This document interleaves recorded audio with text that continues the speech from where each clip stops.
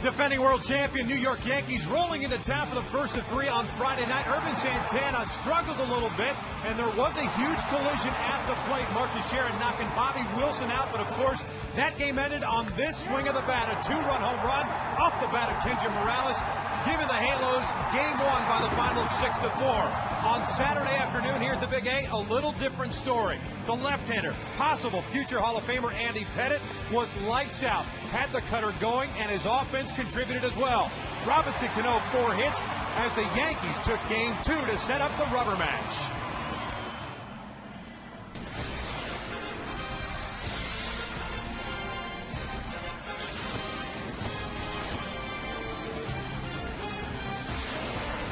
It is a glorious afternoon here at the Big A as we get ready for the rubber game of the series between the defending world champion New York Yankees and your Los Angeles Angels. Hi, everybody, from inside the Big A. Victor Rojas alongside my partner Mark Gubza. Glad you could join us on this beautiful day for Angels baseball. As we pointed out, it's been a little bit of a seesaw battle between these two teams over this weekend. A nice matchup on Friday. Yankees battled back last night, setting up tonight. Well, we had that collision at the plate. You mentioned that drama there. And, of course, the offense responds right back in the bottom half of the inning with 3 runs. Then Kendra Morales wins it with a 2-run home run in the 8th.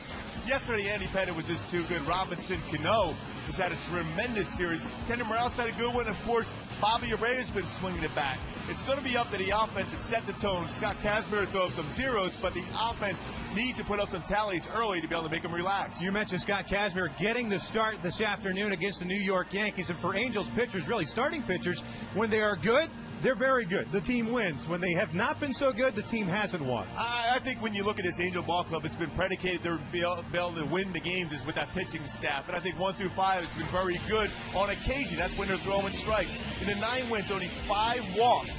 An ERA barely over 2, 50 strikeouts. But in their losses, look at 22 walks, falling behind, not as aggressive. When you fall behind and walk guys against some of the clubs they played early in the season, that's what happens to him, and that's why you see the ERA so high and the losses total up. Scott Kazmir will be going up against Javier Vasquez. We're ready for baseball here at the Big A, the one and only visit to the Big A by the New York Yankees. The rubber game of the series. We'll have the lineups and first pitch right after this.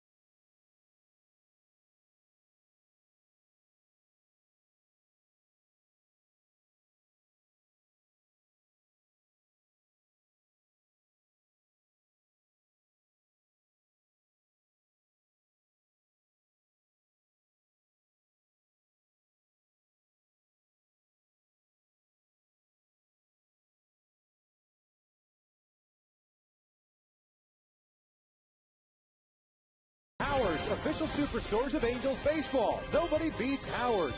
By your Southern California Hyundai dealers. Want more MPG? Hyundai has it. With 7 models that get 30 miles per gallon or more, Hyundai is now the most fuel-efficient car maker in America. And by Shakey's Pizza. What honor was Shakey's founder Sherwood Shakey Johnson awarded?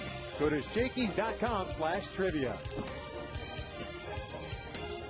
There's that gorgeous view from out in right field. Scott Kazmir getting ready to throw the first pitch this afternoon. Scott comes into this ballgame with a 1-1 mark, a 7.45 ERA. McCooley, a guy that we saw in his last start, making that transition, changing that windup a little bit. Yeah, a little bit of an adjustment with the windup over the head with the glove to have better downward action on the fastball and slider.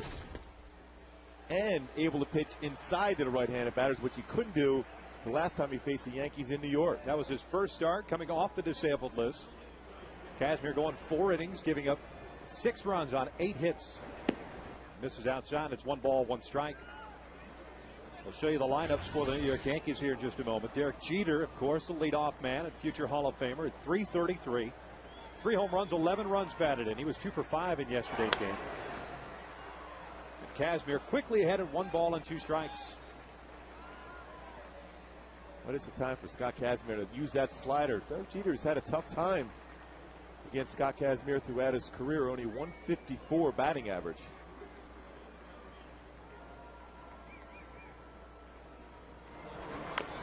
Little tapper on the third base side. Kazmir will field and throw. There's out number 1 as we take a look at the lineup for Joe Girardi's New York Yankees, who roll into the Big A this afternoon with a 12-5 mark. Derek Jeter leading things off. Nick Swisher in the 2 spot in right field. Martin Sherritt first base. Alex Rodriguez, the cleanup man at third. Robbie Cano at second. Jorge Posada DHing this afternoon. Marcus Thames left. Curtis Granderson at center. And Francisco Cervelli getting back-to-back starts behind the plate. Nick Swisher comes in batting .236 with a couple of home runs. 9 runs batted in. Hit the home run on Friday night. His second, that is. Stay back in the 4th inning.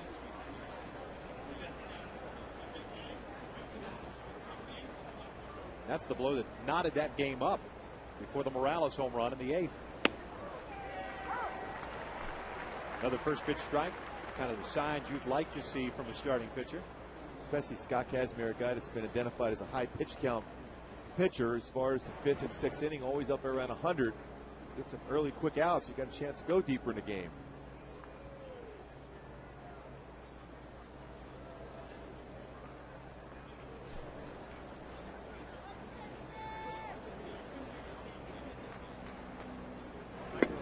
Missing away, and it's 2 balls and a strike. Angels trying to pick up the win this afternoon and take the series from the Yankees. They split that 4-game series against the Detroit Tigers, coming off the sweep of the Toronto Blue Jays last weekend. Swisher bounces that one foul. It's 2 balls, 2 strikes. The homestand continues tomorrow. The Cleveland Indians rolling into town. Cleveland's been playing better baseball of late. Fausto Carmona's been pitching better. Jake Westbrook coming back. Yeah. 2-2. Line right to short. Meister Sturis has got it. There is out number 2. Take a look at the Hyundai keys to the game, Mark. Scott Kazmir's 6-6 mark against the Yankees. Very good ERA. 3.15 in 15 starts. Posada's had some pretty good success at 4.07, as has Mark Teixeira against him. You got to use all those pitches, that changeup right there, to get Nick Swisher out on that soft line drive to short. Great numbers against the Yankees, considering that division. Pitching with the Tampa Bay Rays as Teixeira gets booed loudly. Takes strike 1.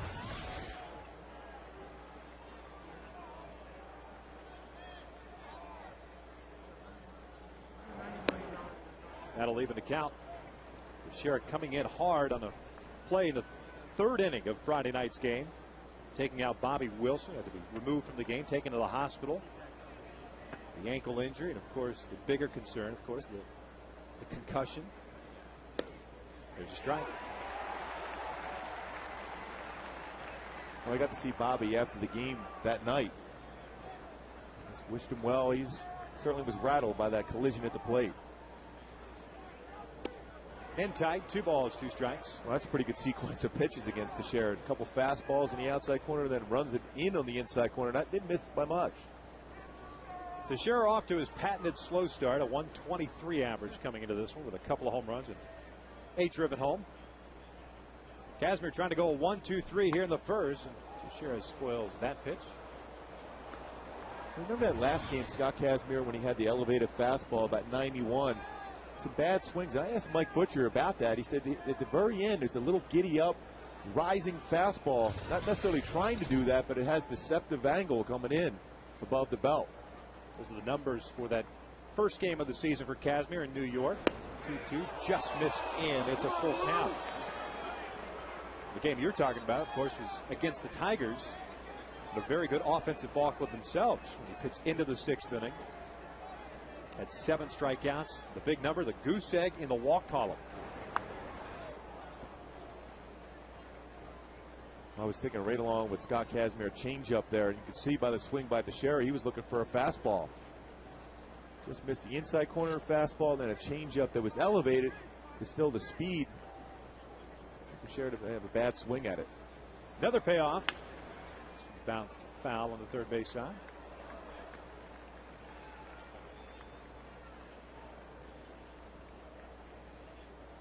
Eight pitch at bat thus far for Tex.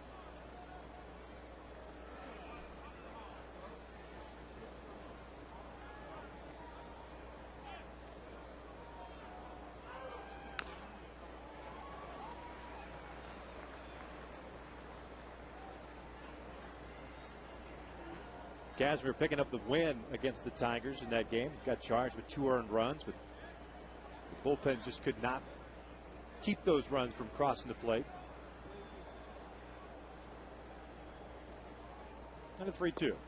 Down low. He walked him. Draws a walk and brings up Alex Rodriguez, particularly to the Angels Home Depot, doing more on defense. Rivera, Hunter, and Abreu from left to right in the outfield. On the infield, it's Wood, Esteuras, Kendrick, Morales. And up behind the plate, Mike Napoli getting the start. You see Meister Esteuras getting the start at shortstop today. So valuable for Mike Socha to play second, third, short, play it all well, soft hands. Last year played 25 games at short. The guy can do it all for the Angels.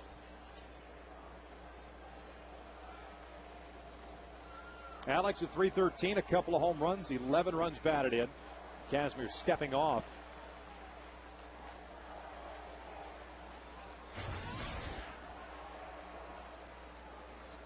Alex just 1 for 5 in yesterday's game. Ramiro Pena getting the start at third base. There's a strike at the knees. Alfonso Marquez calling the balls and strikes.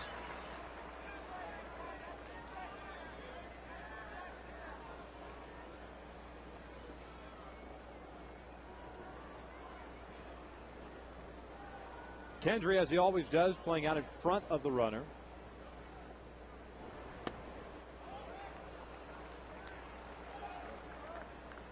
Count even now 1-1. Angels with the loss yesterday afternoon come in with a 9-10 mark. Just 5-8 here at the Big A this season.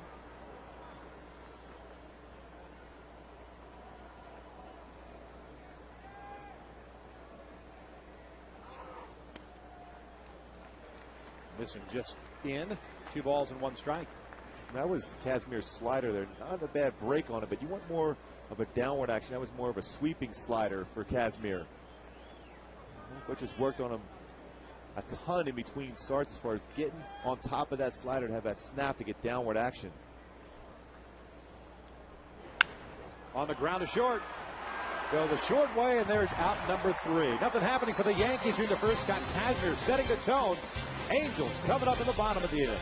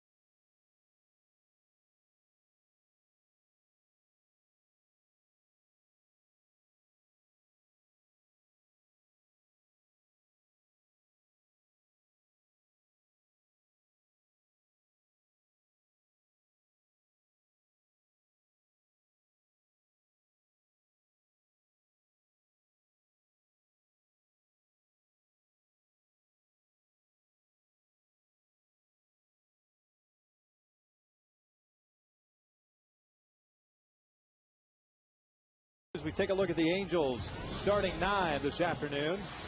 Meister Sturz leads things off. He's in short. Bobby Abreu in right. Torrey Hunter at center. Hideki Matsui, the cleanup man.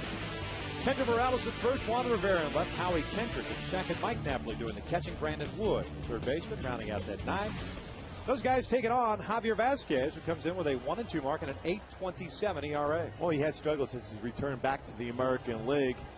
0-2 mark in his career against the Angels also. Fastball 88 to 92. Occasionally will go up there to 94 when he throws a four-seam fastball. Curveball, slider, changeup. Loves to use that changeup to finish off left-handed batters, though. Vasquez got to start against the Angels on the 14th of April. Took the loss, giving up 4 earned runs and 5 1/3. Got booed a little bit, leaving the mound in New York. He's had good numbers in his career against the Angels, and really good numbers, although limited sample, here at the Big A. No record, a 1.32 ERA. Lives on the outer half of the plate.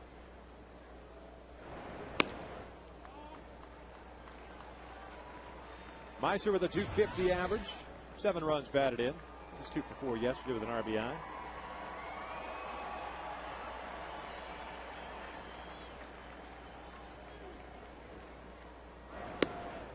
Strike in at the knees.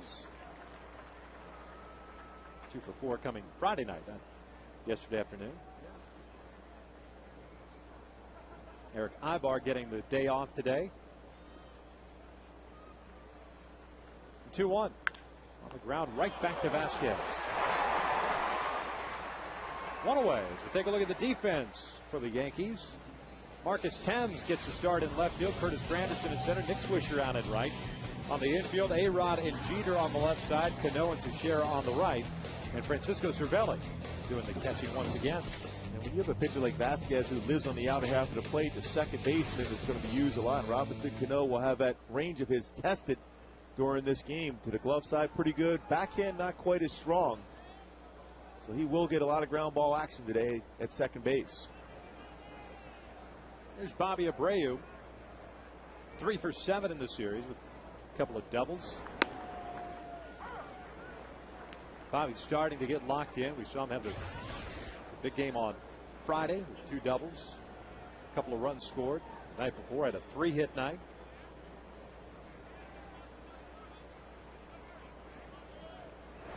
That is ripped into right field, a base hit.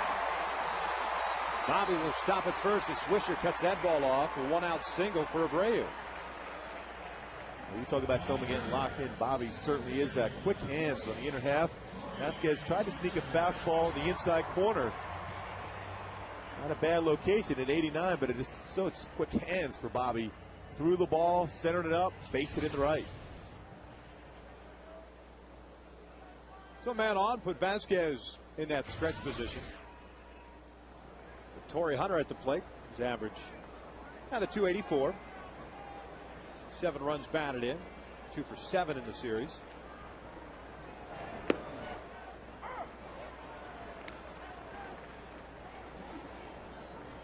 Still looking for Torrey just to get that power swing going. He's had some doubles, 7 of them, but only 1 home run so far for Mike Scioscia. The one thing that we have seen, though, is that the ball is jumping off his bat. The outs that he's made, even the hits, the doubles that he's picked up, certainly are loud. But as far as the loft and driving the ball out of the ballpark, you're right, not quite there. Although the one double he hit the right center field off the top of the fence a couple of nights ago against the Tigers, it was pretty legit. The pitchers are avoiding going to the inner half against Torrey. They're going away and forcing him to hit the ball to the bigger part of the yard. And Mickey's worked with him a lot on that, staying back, driving it the other way. Eventually, pitchers make a mistake on the inner half, and that's when you hit it out.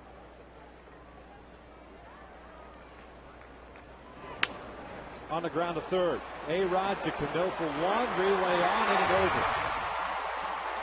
The Angels get a man on and leave them clear. 1 complete, no score.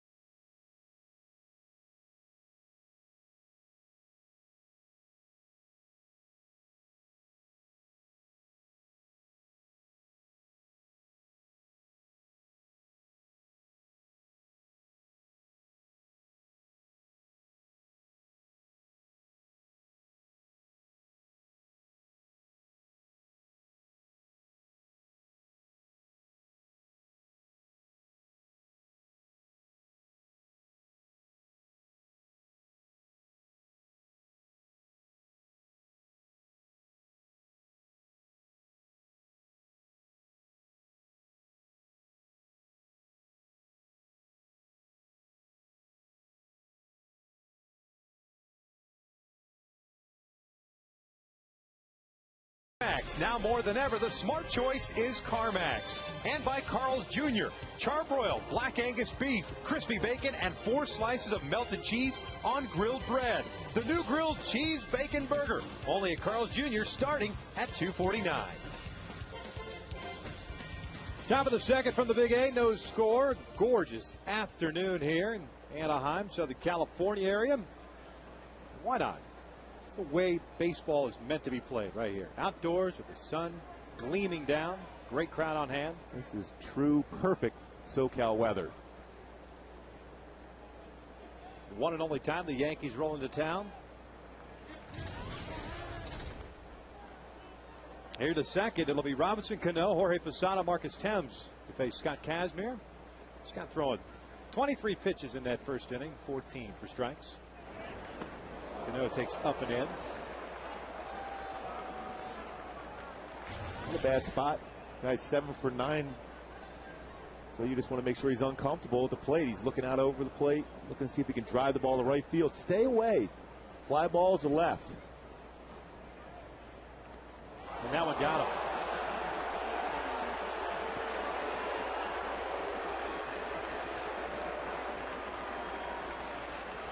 Joe Girardi's going to come out and check his hitter. Joe has a big habit of doing this. I don't know why. I don't think I got him that hard. Warrant people coming out and checking on him. Fastball inside. He's a guy that loves to get his hands through the zone.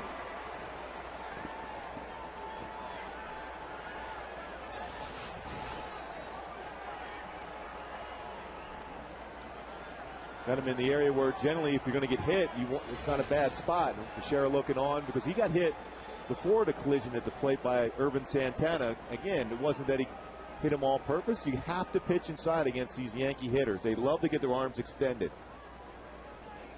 Posada steps in and skies one out to straightaway center field. Torrey Hunter back at the track, gone. A 2-run home run. The Yankees strike first, 2-0.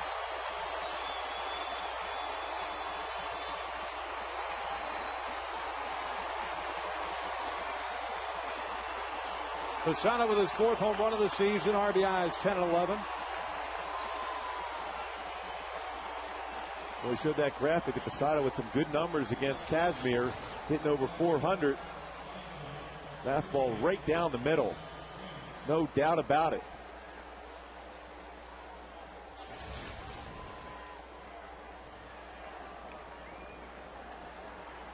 Posada has good numbers. Teixeira, Marcus Thames, who's at the plate now, has had good numbers in his career. .412 average against Kazmir.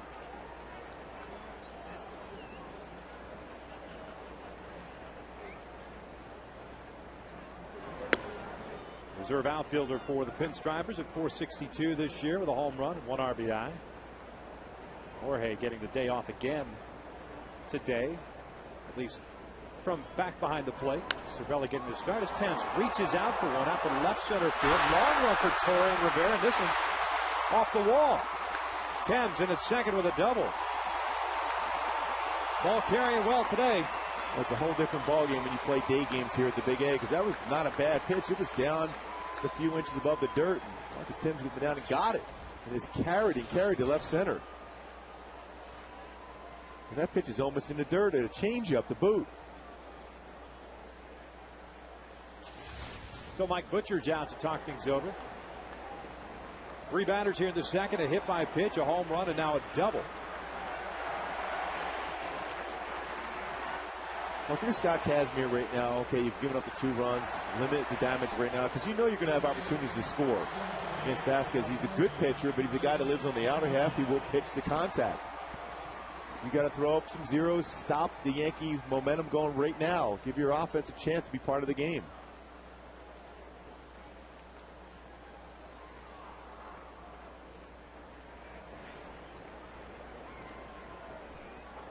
Granderson in at the plate, the center fielder, .259 with a couple of home runs. Good speed as well, showing bunt. Dragging one on the first base side. For a one-hand flip, nice dig out of the dirt by Kendry Morales.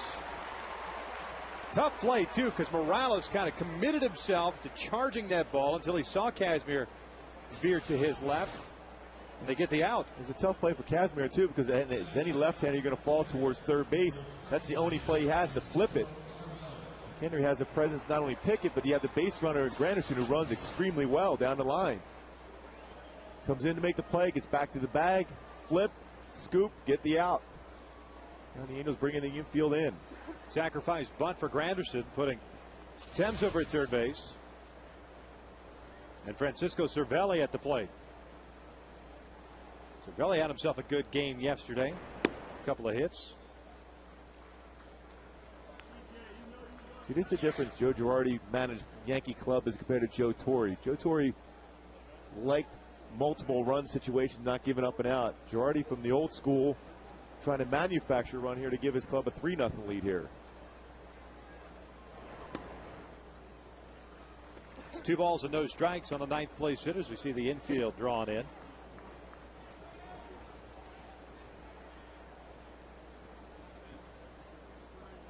Five runs batted in for Cervelli on the season, 2 of which came yesterday afternoon. A little 4-game hitting streak going. Good pitch in on the hands. 2 balls and a strike. Always a good spot with a man on third, RBI situation, throw a fastball at the hands. Because you want, as a batter, an opportunity to drive in the run, so you're going to be more aggressive than normal.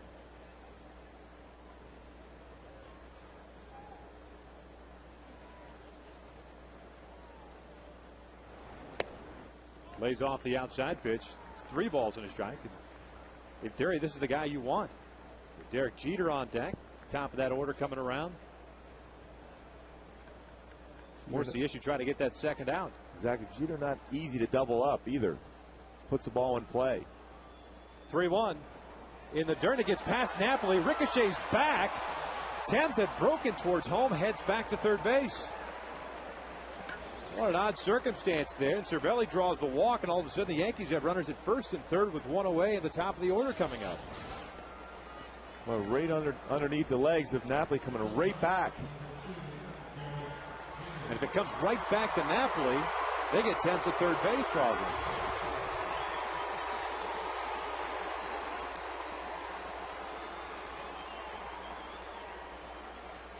We showed in the graphic in the opening the walks. That's the key, or lack of walks, has been the key for success for the pitching staff from Mike Scioscia. Those games in which they've won 9 ball games, the starting pitchers ERA at 2, only 5 walks. Over 20 in the games they've lost. 2 issued already by Casimir to go with that hit by pitch. Jeter's 0 for 1. Takes a strike. Thames at third base, Cervelli at first. And even with a catcher at Cervelli at first base, who's not prone to running a lot, we've talked about it on Friday, and you mentioned it already. Joe Girardi's team's a little bit different. Would not be surprised with a good contact guy at the plate to see Cervelli going at some point. And it's no balls, 2 strikes.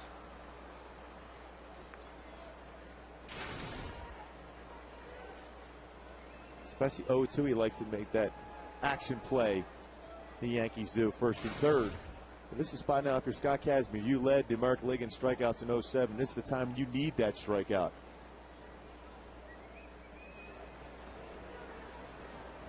0-2 on the ground of third. Going around the horn. Can they turn it? Safe at first. A run scores. It is 3-0 Yankees.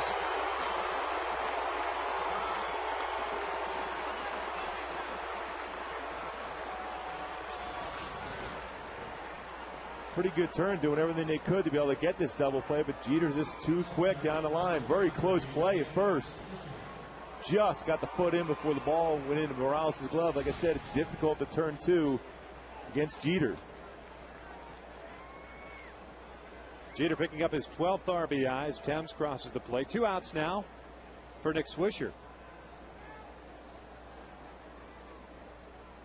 Goes back to that walk by Casimir to Francisco Cervelli. Different situation with a man at third base, 2 outs. Not assuming that Jeter would ground over to third base to end the inning, but it changes the dynamic. At least the approach as well. I think when you see pitchers walk guys, and I was certainly prone to walk some batters myself early in my career, was just the lack of confidence in your stuff. What I mean by that is you're not as aggressive as you should be. When you look at the stuff that Scott Kazmir takes you out there, a 90-91 mile-an-hour fastball, a very good changeup slider, you should be more aggressive in the zone. We saw that in the first inning. All 4 guys he faced, first pitch strike. He's got that type of stuff to start believing in it. Swisher out to right center field. Hunter got a good jump on it. Is there. There's out number 3. The Yankees strike first. They get 3-2, courtesy of Posada. Middle of the second, 3-0 New York.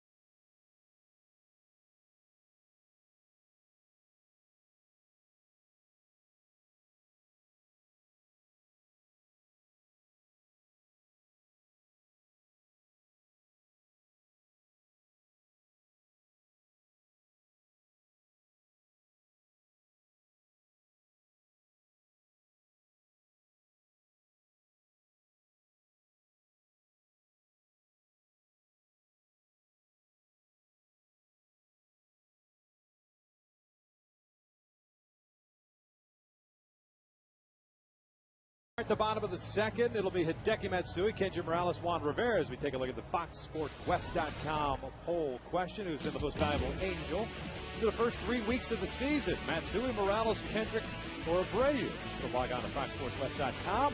Cast your ballot. We'll have results throughout the show, even into the postgame show. Perfect.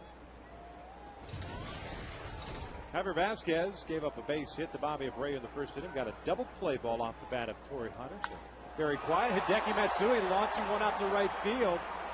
Playable for Nick Swisher. Just got underneath it. And there is out number 1. Now it's time for a Coors Light Cold Hard Blast. The mail is delivered and bam! Deposited by Kenji Morales to right field. The 2-run bomb gave the Halos that 6-4 lead in which Brian Fuentes saved the day. That was a cold, hard blast. Very appropriate, too. It went out over the going, gone Jet Blue sign out in right field. No question. Segway. You like that? Yep. Kendrick even 300. He has been red hot. 526 average, 2 home runs, 7 runs batted in over the last 5 games.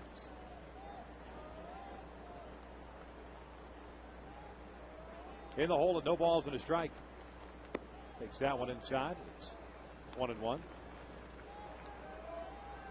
That home run on Friday in the 8th inning was the capper of a 3-hit night. He was on base all 4 times. He was hit by a pitch in the 3rd inning. Lays off the off speed. 2 balls and a strike.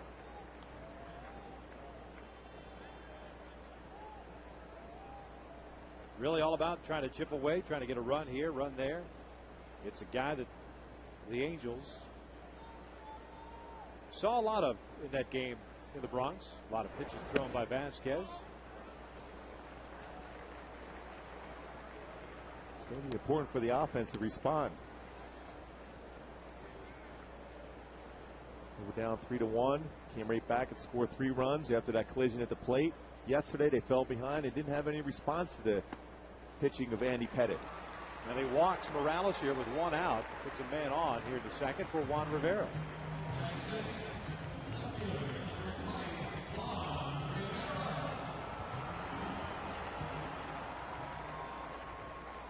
Looking back at that Wednesday afternoon game in the Bronx that Joel Pinheiro defeated Javier Vazquez. The Angels really didn't touch Vazquez for a run until the third inning. 2 runs came across, and then it was quiet up until the 6th.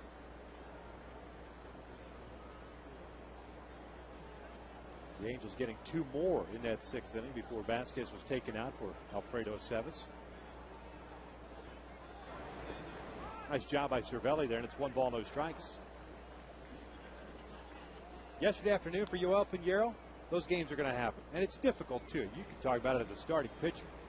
Whenever you back up against a team you just recently saw and were so good, the game is about adjustments. And I don't think Pinheiro had his best stuff, was elevating a lot of pitches yesterday, but it's still offensively, especially a team like New York, it is difficult to double up again. Yeah, I never like to face a club that close to each other because it gets in your mind. You feel like you have to make adjustments when reality is you got to let them make the adjustment you first before you do so.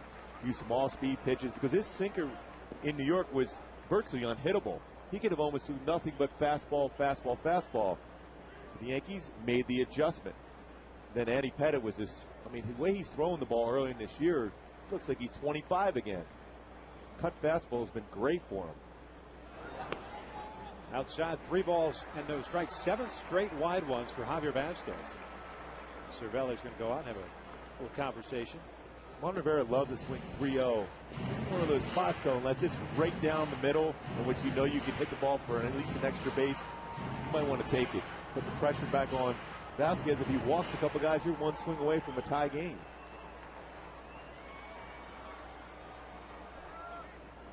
Got to be in that happy zone.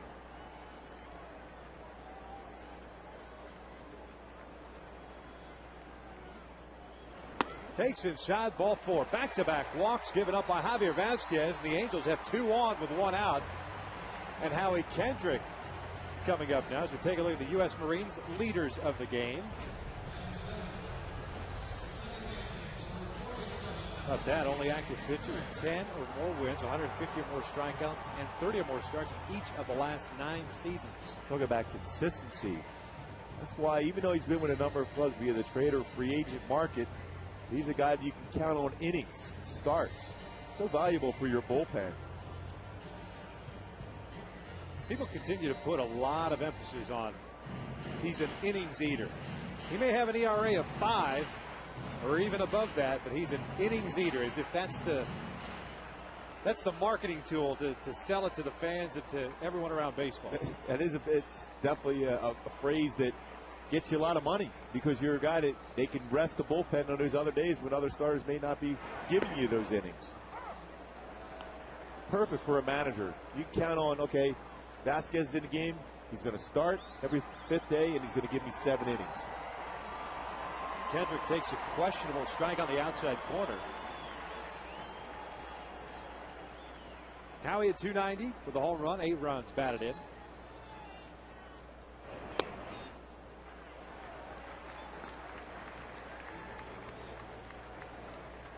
Howie's been going really good until the Yankees rolled into town, 0 for 7 in this series.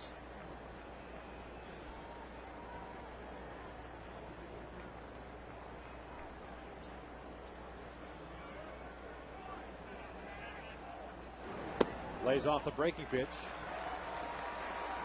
Well, I really like what Howie's been doing so far this season, tracking the breaking pitch. Hey, you're not going to hit a great slider or curveball. You get the bad ones, the hangers over the plate, but when you swing at pitches, that's when you see the batting average go down low. Morales at second, Rivera at first. 1 out here in the second. And that fastball's fouled back. The bat goes flying into the seats. See that often. The bat goes to the left field stands and the ball went in the right field stands. Coverage. Well, you can see how far the bat went and the ball went just about the same area to the right field side. Fortunately enough, it didn't seem to hit anybody, but they got able to get the souvenir. Look how far Teixeira's playing off first base. Obviously, the reputation of how he'd be able to go the other way, and Vasquez staying on the outside corner. Breaking ball's popped up, shallow right, long run in for Nick Swisher. He's there. 2 outs.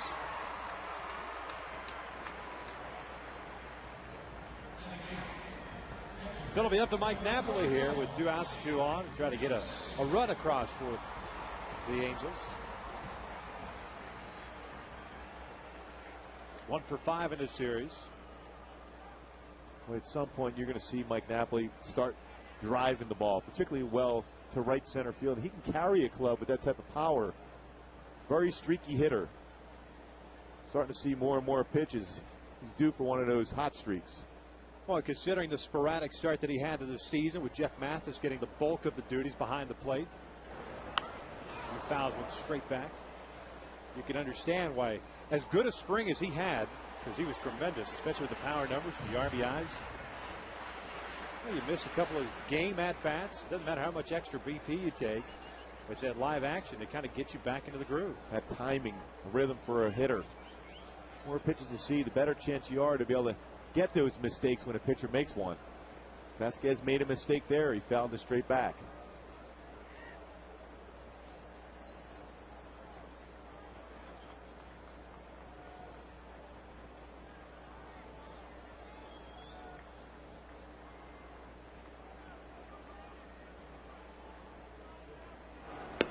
Check the swing. Pickoff attempt to second. It back safely is Morales. Alfonso Marquez said he went around, so it's no balls, 2 strikes. Really almost had him. That quick release, though, got away from him a bit. Henry trying to get that good secondary lead to be able to score on a base hit.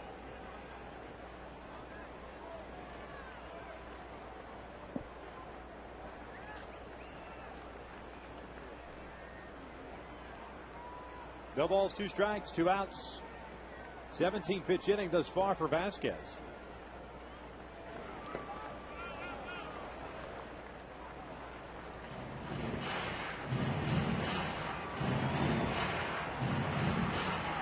One-two count now, and again another conversation. Another breaking pitch. More than likely here again, they'll throw another slider, see if he can get Napoli to swing through this off the corner. Again, a lot of times you throw enough sliders, you're going to hang one of them. Generally, you don't get that baseball back. He truly has not snapped one off that would give the hitters some pause until that one. Right back to Vasquez. There's out number 3. Back-to-back walks. The Angels can't do anything with them. 2 of the books. Yankees up 3-0.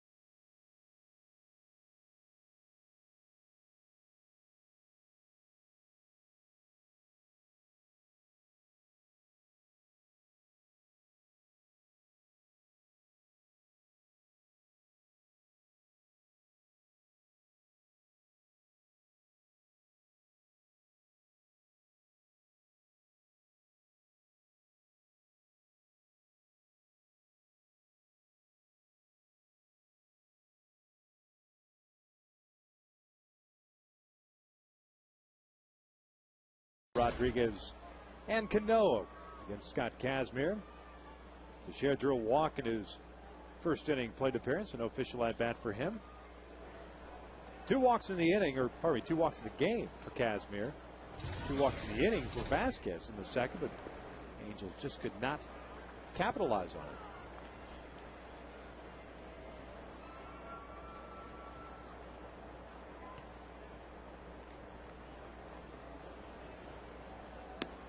Two balls and no strikes. Big inning for Scott Kazmir to put up a 0. Has to keep the team in the game early on here. Teixeira drilling one out to left field. A mile high. Juan Rivera drifting back with the shades down. Makes the catch. There is out number 1. As we take a look at our Farmers Insurance true stories of the game. Only 4 players in Major League Baseball history have 2,000 hits, 500 or more doubles, 250 or more home runs, 350 or more stolen bases, and 1,000 or more walks. Bonds, Biggio, Henderson, and Willie Mays. A couple of guys on the verge, though. Bobby Abreu and Alex Rodriguez as he steps in. That's filling up the old lineup card in it with all kinds of numbers, big numbers. Visit farmers.com today to hear more true stories from Farmers customers and to find a SoCal agent near you. As we take a look at the overall numbers. Hits, doubles, home runs, stolen bases. Both of them get extremely close. Both patient at the plate, too. Look at the number of walks both of them have.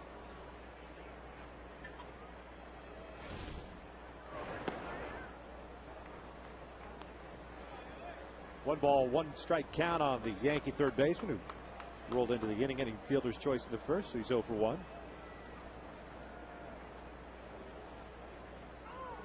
Good off-speed pitch. Down and away, and it's 1-2. Real good arm action on that changeup. Stayed on top. Circle changeup. Off the outside corner. Perfect pitch.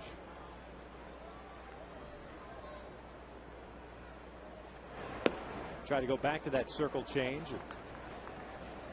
Overpronated, if you will. Exactly. Forced it to it. You got to trust the grip.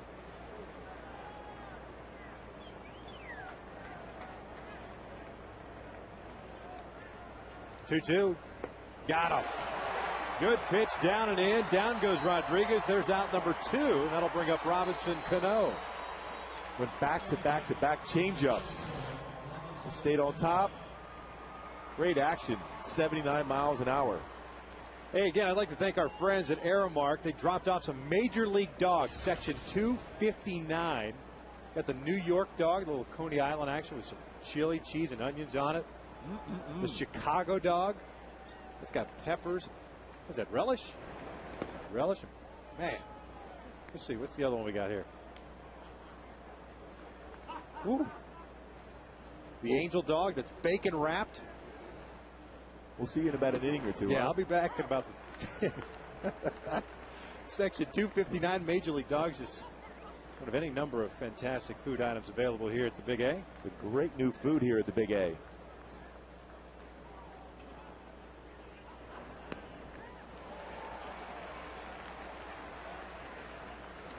One ball, 2 strikes. Big lines everywhere. Clyde Wright was very happy that we're pumping up his barbecue Friday. I love food at the ballpark. There's the big league dogs right there.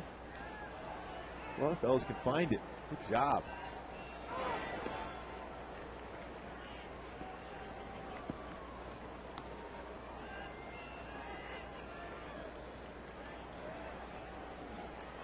There's the Panda Express. A number of our guys like to visit that for the games.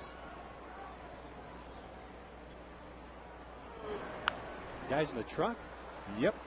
Equal opportunity crushers. The Crusher.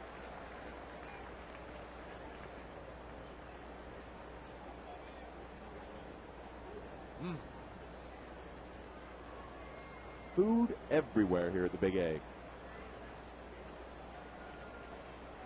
2-2 to Cano. Got him. A 1-2-3 inning for Scott Kazmir, including 2 strikeouts. Middle of the third. Yankees still up.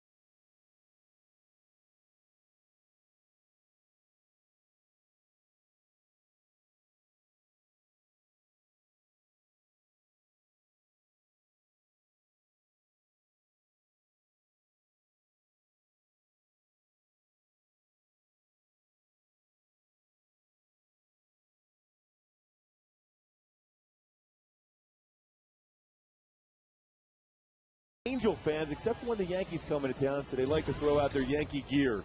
But they're willing to change back to go to the Angels once the Angels score 4 or 5 in this inning. That is tired. How convenient. Well, they're ready to take off their jersey as soon as the Angels score. They're Yankee fans at times. What do you expect? You need that reversible jersey, though. Yeah. Down 3-0. Brandon Wood leads things off here in the third. Base knocked to left field in yesterday's game, a 102 average. Still looking for that first extra base hit and first RBI of the season.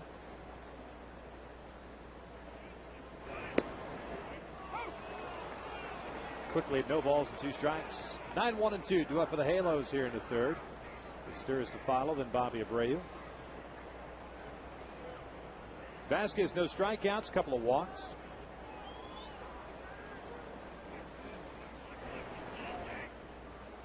Just going back to that second inning, not to beleaguer a point, but you get a guy like Vasquez who's scuffling to throw strikes, back-to-back walks, and falls behind on Howard Kendrick. Got to take advantage of it. Absolutely. The 1-2. Breaking balls, hot foul. This will find its place in the seats. Listen, when you're a pitcher on the mound and you've walked a couple guys, you're trying to find that good arm slot to be able to throw a strike in the zone. So more likely you're going to try to aim the pitch. So that's the pitch you can drive. If it's down the middle of the plate, the mechanics aren't there, your confidence is going away. Especially if you're Vasquez, who has had a tough time so far coming back to the Yankees with an ERA over 8 coming into the game in 3 starts. 2 balls, 2 strikes. Of course, this being the second stint for Vasquez in pinstripes. The first didn't work out so well. Coming over this offseason, a trade with the Atlanta Braves for Melky Cabrera.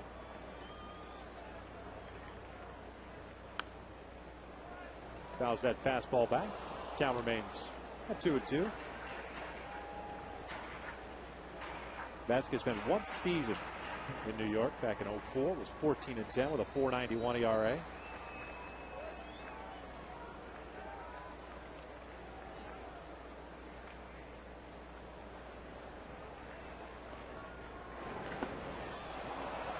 There's out number 1. First strikeout for Vasquez, I should say, brings up Meister Sturz. Hey, the next Friends and Family Fun Pack game takes place this Tuesday as the Angels host the Cleveland Indians. Enjoy 4 game tickets, 4 hot dogs, and 4 soft drinks for just $44. Purchase your family fun pack today at angelsbaseball.com.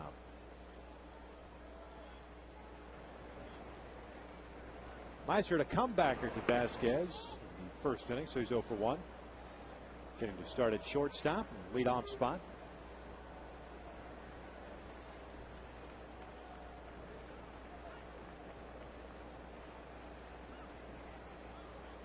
Eric Ibar taking the day off.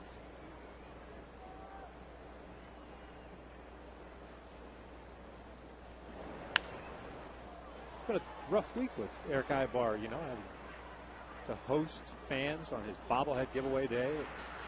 Torrey had to get a day off too. It's a game in which Reggie Willis got to start out in center field. Oh, a couple of great plays too by Reggie on his right and to his left. Yeah, Mike Socha is very good at picking the right day to give his regulars a day off. Re-energize the batteries.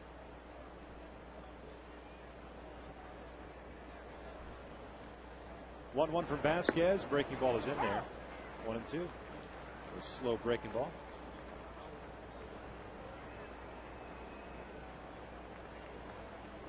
There's Reggie. Boy, there were 2 outstanding plays. See how fast he is? You saw him for a minute and he's gone. Well, that's why you know he can cover that ground in center. Get out of the way of the camera in a second. Crazy fast. It's like flash. The Phantom, some would call him.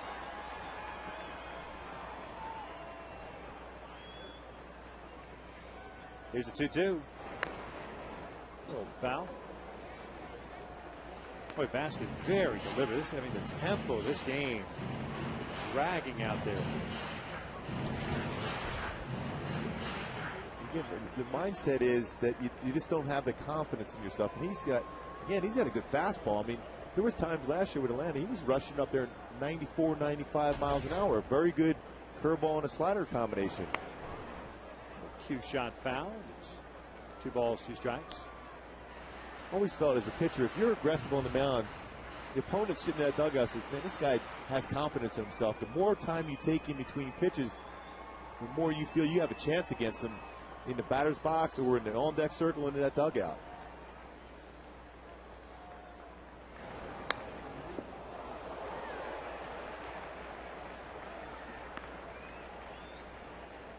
Well, heads up on the first base dugout side. Bobby Thompson and Mick Kelleher, the coach, is leaning up there. Mick on the left. We're fortunate to have that screen. You better believe it. Be singing soprano.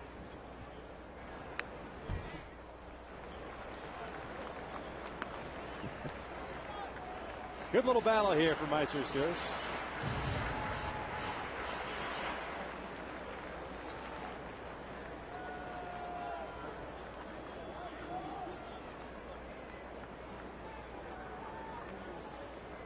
Eight pitch at bat thus far for the Angels shortstop.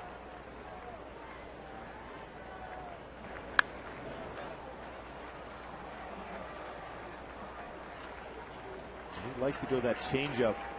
He's got 2 strikes on left-handed batters or that slow curveball on the outside corner.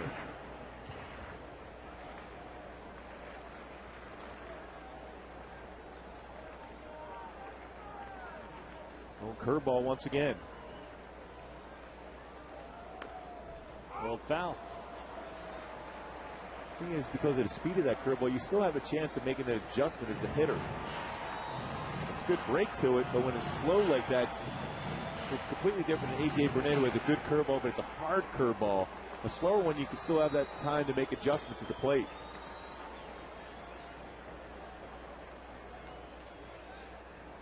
And what's a fastball on the outside corner? Outside, full count.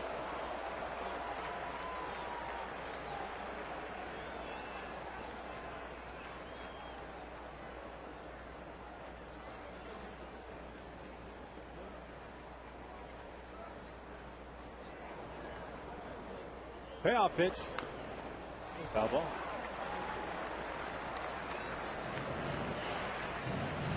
I've seen a lot of pitchers eventually going to make a mistake. What was it? Alex Cora was with the Dodgers, saw about 20 pitches one game, and then finally got a pitch out over the plate and hit a home run with it. The more you see, the better opportunity you have to drive the ball, because the pitcher's going to make some type of mistake when you throw that many pitches to one particular batter.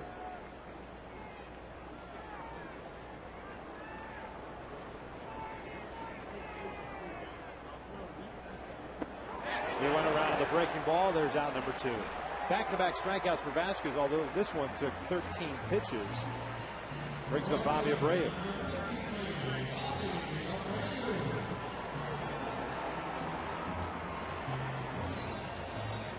Bobby had a single to right field in the first inning, so he's 1 for 1.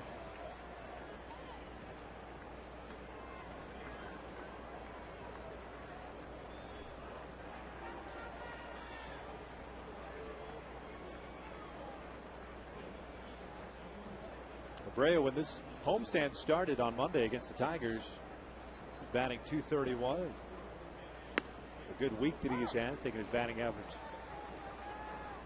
north of .270.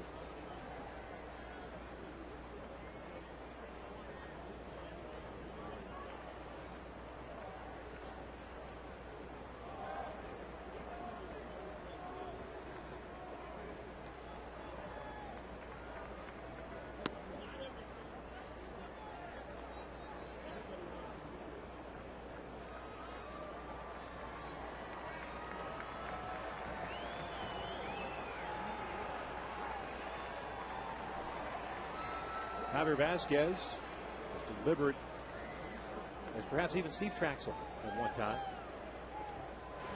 Mike Hargrove was the human rain delay at the plate. Steve Traxel was the guy out on the mound. Hargrove was unbelievable how much time he took in between every pitch. No yelling going on, right? No. The pitcher and the hitter at that time? Never. Nothing like get back in the box. Abreu rolling now and found. It's 2 balls, 2 strikes. You know me well enough by now. I have zero patience either. So when a guy takes a month to get back in there for every pitch, you tend to see how their adrenaline rushing a little bit.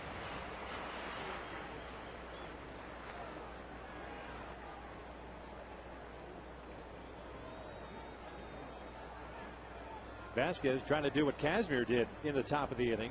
Retire the side in order. He's already got the 2 strikeouts like Kazmir did. Bobby drilling one to deep right field. Forget about this one. Long gone. A big fly for Bobby Abreu. The Angels get on the board. They trail it 3-1.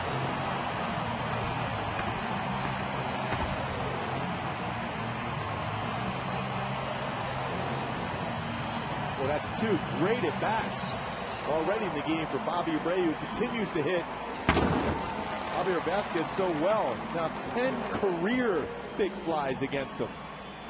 That had some serious distance. The replay shows a hanging breaking pitch. Like I said, those hanging sliders never quite stay in the yard. Some sound and some distance.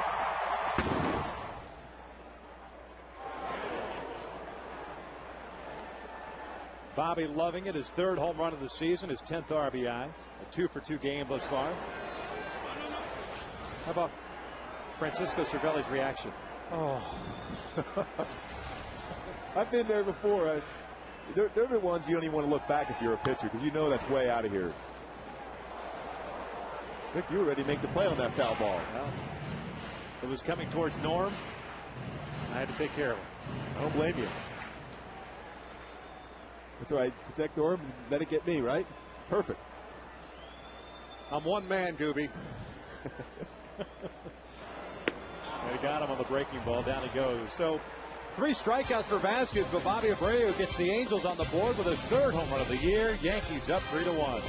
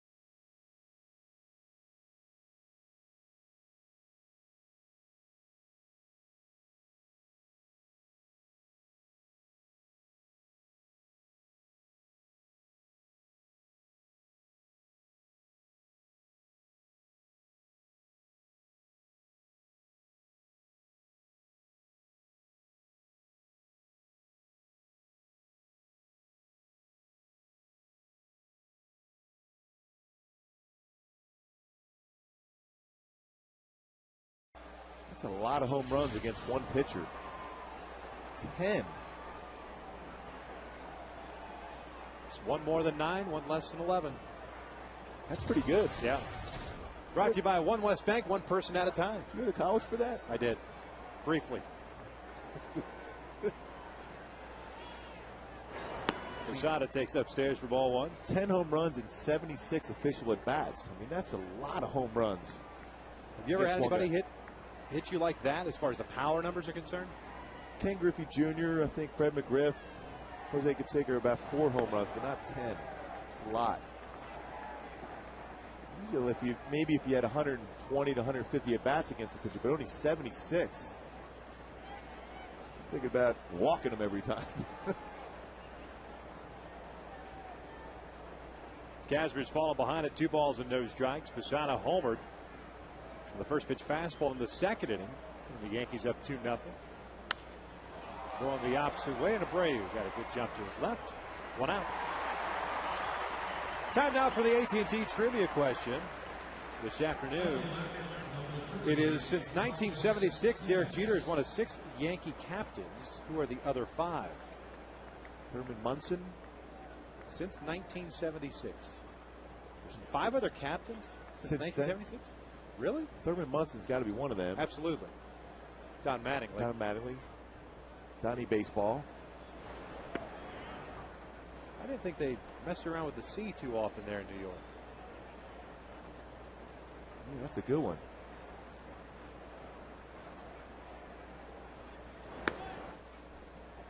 Two balls and no strikes on Marcus Thames. Did they ever have co-captains?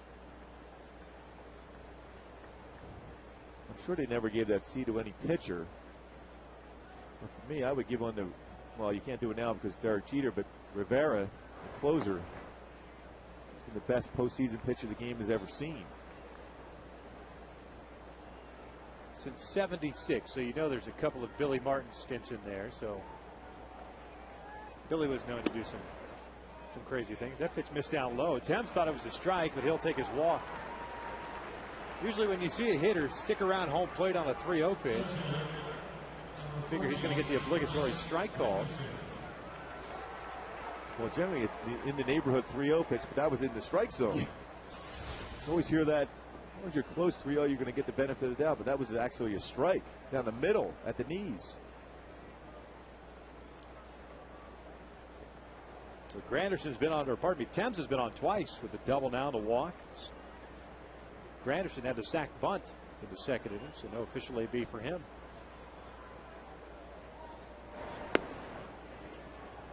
Scott misses down low. 63 pitches for Scott Kazmir thus far, 33 for strikes, 30 balls. That's the ratio that he was looking forward to. 3 walks and 2 strikeouts.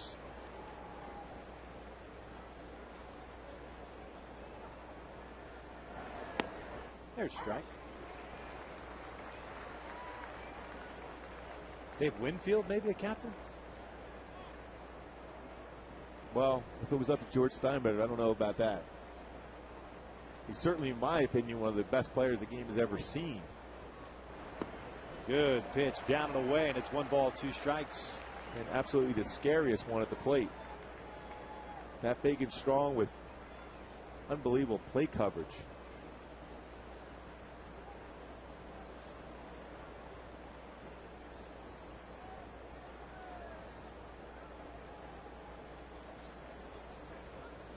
One, 2, and he got him. Granderson susceptible to the strikeout, goes down swinging for out number 2. Kazmir picks up his 3rd punch out of the afternoon. Good sequence, too. Here you see the fastball on the outer half at 89 miles an hour. The reason why he was late was because that pitch before was a perfect slider. So he had to be looking away, possibly for the breaking pitch. But you can't do that as a hitter. You can never look for an off-speed pitch. You got to look fastball and make adjustments on the secondary pitches.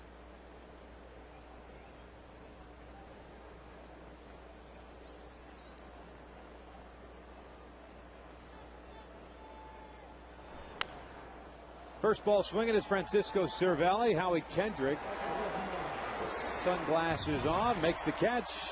Here's out number 3. Yankees go down quietly here in the 4th, but they still lead it.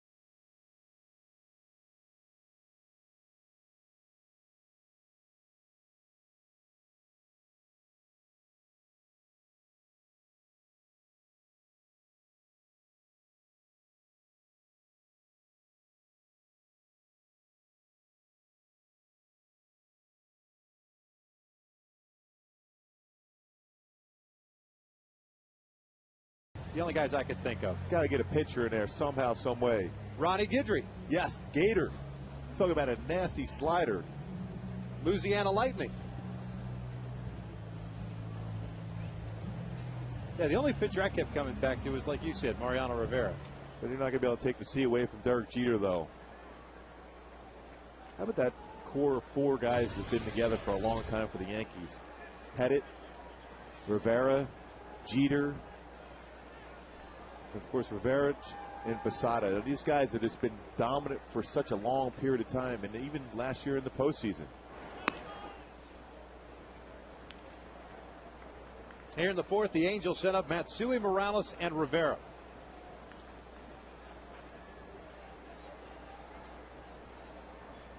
Matsui skied one out to right field, leading off the 2nd inning. He's 0 for 1. 57 pitches thrown by Vasquez thus far. The 58th is in there for a strike. 3 strikeouts, 2 walks for Javier Vasquez. Interesting line, to say the least. He's allowed just 2 hits, both to Bobby Abreu, a single and a home run. They had a relatively easy first inning. Got Matsui to sky one out in the 2nd. Lost his control completely, walking Morales and Rivera. But then got Kendrick and Napoli. And then all of a sudden in the 3rd inning comes back in. Strikeout, home run, and strikeout.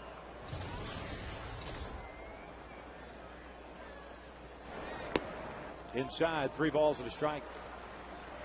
And even with a 3-1 lead here for Vasquez and a 3-1 count, doesn't mean he's going to throw a fastball. He's throwing a lot of off-speed pitches. And considering the way we've seen the ball carry, at least off the bats of Posada and Marcus Thames, don't want to make too many mistakes. Here's a 3-1. Lays off, but it's a strike. Look down and in. Full count. 3-1 slider. The leadoff batter of the inning. Well, that tells you if you're on the bench of the Angels, this guy doesn't believe that much in his fastball to get it by you. He's going to try to spot it on the outer half.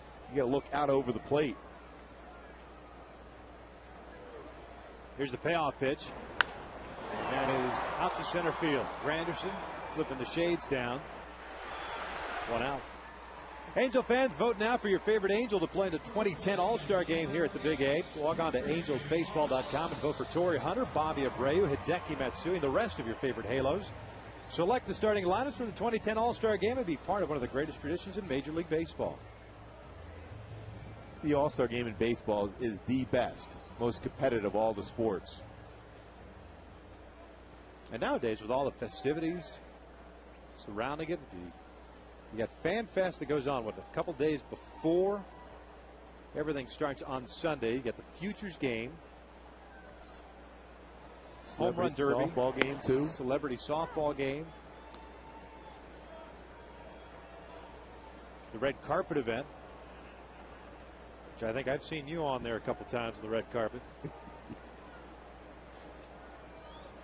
What, cleaning it? Perhaps, as Morales rips one to right. He's on board for the 2nd time today.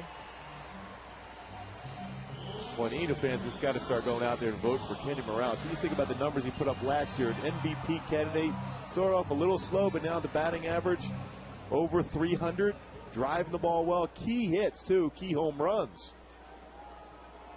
Including that 2-run home run in the bottom of the 8th to give the Angels that lead and the victory. Game 1 of this series. Rivera drove walk himself in the 2nd, so no at bat for him.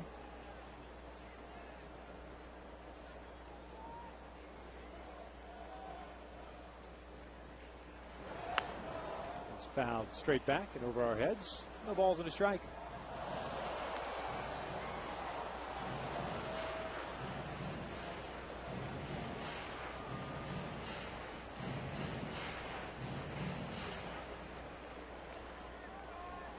Yankees with 3 runs on 2 hits, both hits coming back in the 2nd. That was the home run by Posada, that double by Thames, back-to-back at bats.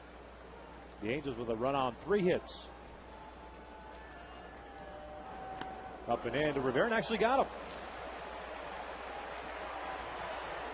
A hit by pitch puts runners at first and second again with one out. And Howie Kendrick with an opportunity to do something. Similar situation last time. Howie came out first and second with one out. Going up and in. This for show. Fastball inside, but this time gets Juan Rivera, who's been hit a number of times already. 3 already this week. None more painful than the one he took in the rib cage.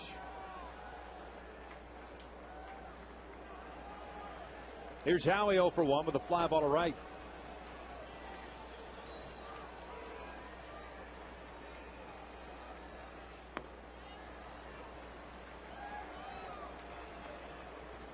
Huge for the Angels here in the 4th inning to try to get one across at least. Continue to chip away against Javi Vasquez.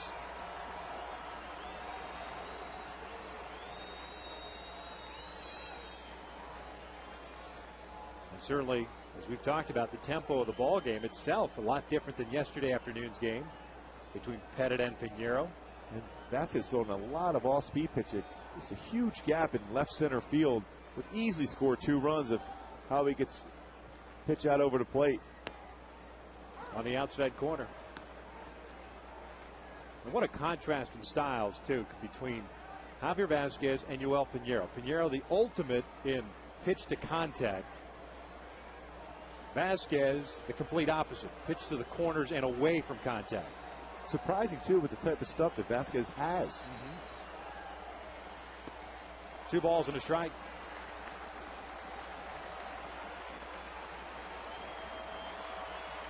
Well, I think the key is against him. He's got to be patient. Bring him into the middle part of the plate if you can. Otherwise, he'll walk batters.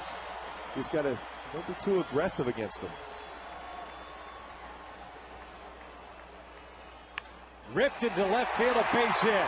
Morales is going to be waved home.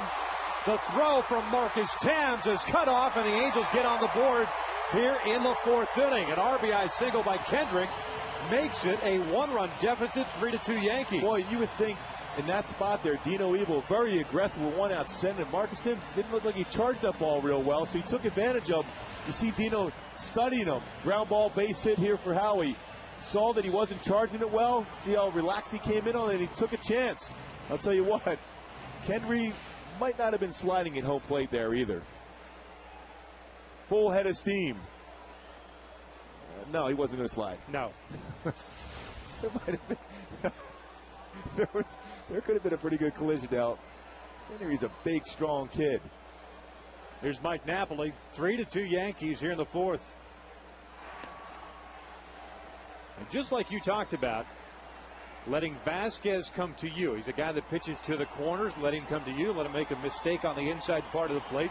Tried to sneak that fastball in on Kendrick, and he turned it into left field. A mistake because he's so used to trying to go out there. He was trying to go out, believe it or not, and ran back over the plate.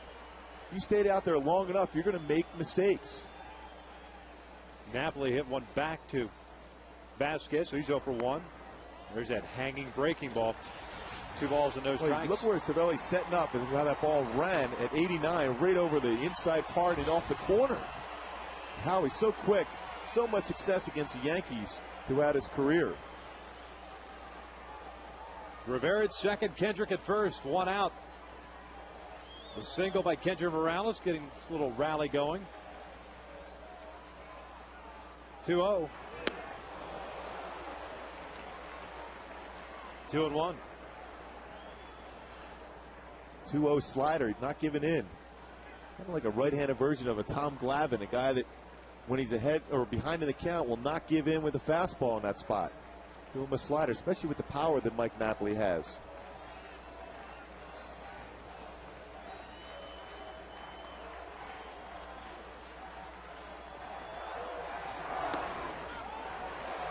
Three balls and a strike. Vasquez thought he had it, so did Cervelli. And it goes back to that whole pitching backwards theory. 2-0, breaking ball 2-1. Puts it right in the hitter's head. Oh, he's going to come back with another breaking ball. And all of a sudden, boom, there's that sneaky fastball. And if it's at the knees, he's got Napoli locked up. You wonder if he did that in the National League, though, identify more of a hit-and-run type league as compared to an offensive league in the American League. Another breaking pitch, 3-1.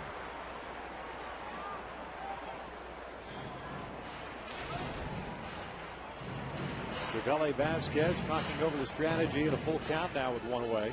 More than likely, the base runners be going. If you're Juan Rivera, you got to make sure that Vasquez is going home. This is the time where you have that spin move to second base.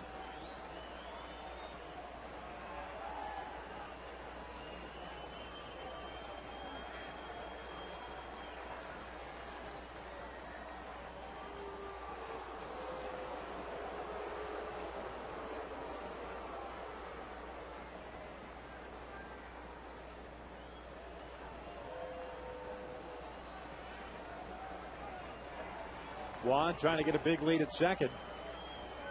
Runners don't go, and the breaking ball's inside, ball 4. They are loaded up for Brandon Wood.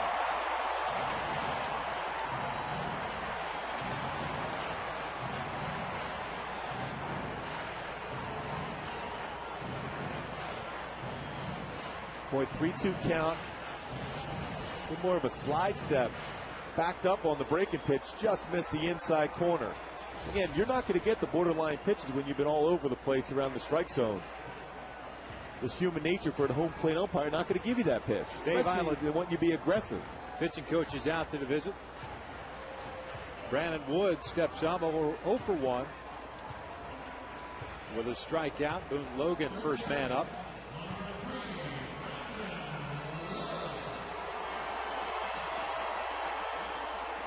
Rivera at third, Kendrick at second, Mike Napoli at first.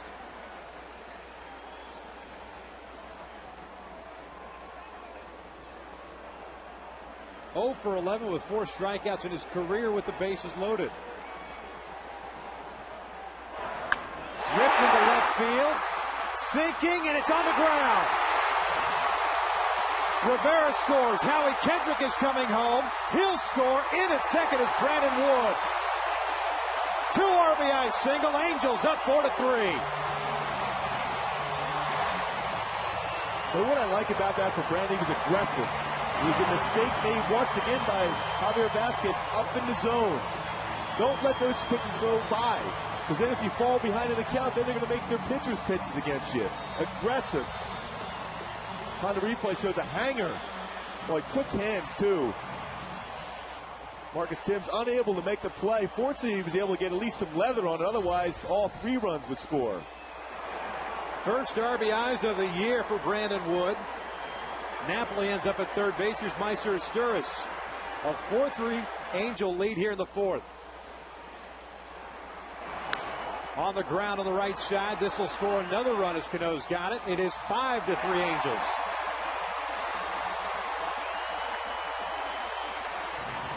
That's all you want to do. If you're Meiser right there, they got the infield playing back. They're giving you a run. They got the confidence in their offense, and they're going to score. So put the ball in play. Get that run across. Yes, you want a base hit, but the reality is you get a 2-run lead now by putting that ball in play. And that's going to be it for Javier Vasquez, who probably is not very happy with the situation. Joe Girardi, a guy that likes to play matchups, going to the bullpen early. And he'll be bringing on Boone Logan. Now, considering Bobby Abreu's 2 for 2, including a home run, perhaps not a bad choice. A pitching change here at the Big A. Halos with 4 runs already in. They are up 5-3.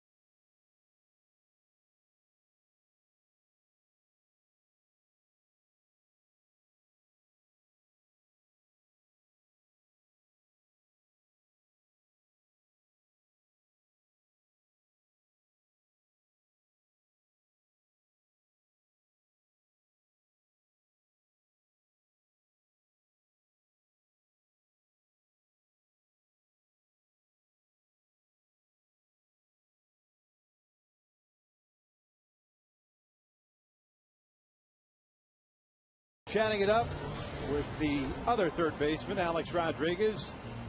Big 2 RBI double. They're giving Brandon Wood a double. A little home cooking there. We'll take it. It's his first extra base hit of the season. 4 runs in for the Halos here in the fourth. They've got a 5-3 lead as Boone Logan takes over for Javier Vasquez, which is kind of a curious situation, Mark. And I know we were talking about it off air, but if you're Javier Vasquez, granted, you've given up 4 runs here, but you've done it on 5 hits. You've got 3 strikeouts and 3 walks. And I know Bobby Abreu's coming to the plate, but as a veteran pitcher, are you not a little chapped at the fact you're being taken out of this ballgame, considering you could put Abreu on at first base and take your chances with Torrey Hunter? That's the exact point. You can pitch around Bobby Abreu. Bobby has great success against Vasquez, 10 career home runs. But you have an open base, and Torrey Hunter has not seen the ball well against it. So, yeah, you would be upset. You want that opportunity to battle your way through, give your team a chance. But Joe Girardi just felt that he was not aggressive enough around the strike zone. That's why he probably made that decision, but I certainly won't be happy. 3 2/3 this afternoon for Javier Vasquez, his shortest outing of the season. His other 3 hit pitched into the 6th inning. And that is lined right to Derek Jeter for the 3rd out of the inning. But the Halos score 4 runs. They do it on 3 hits, including that big 2 RBI double by Brandon Wood. 4 complete from the Big A in Anaheim, and the Angels leading the Pinstripers in the rubber game of the series by the score of 5-3.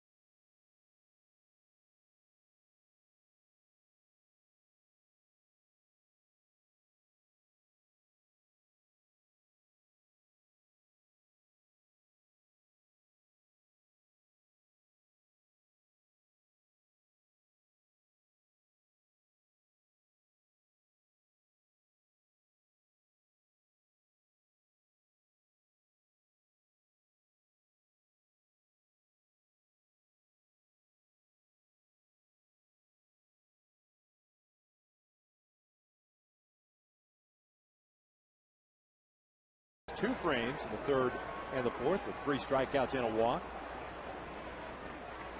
This is where you need that shutdown inning for sure. Keep the momentum on your side.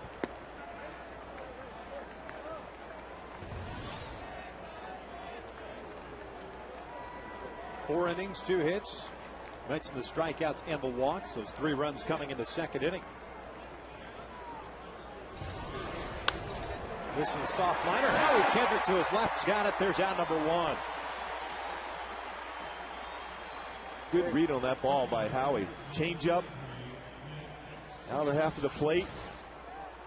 Read it well. Another inside out swing. Jeter. Such a good compact swing that Jeter has, but Howie makes a great play.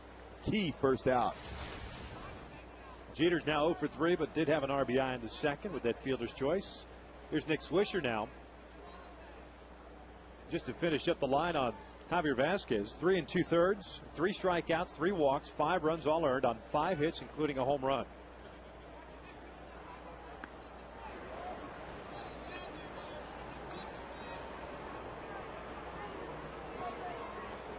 Like to see that. Still sitting in the dugout.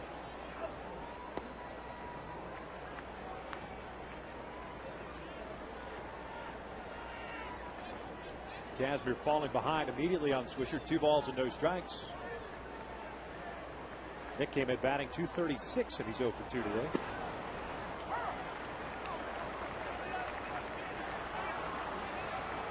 Swisher wondering where that pitch was. 2-0 changeup on him.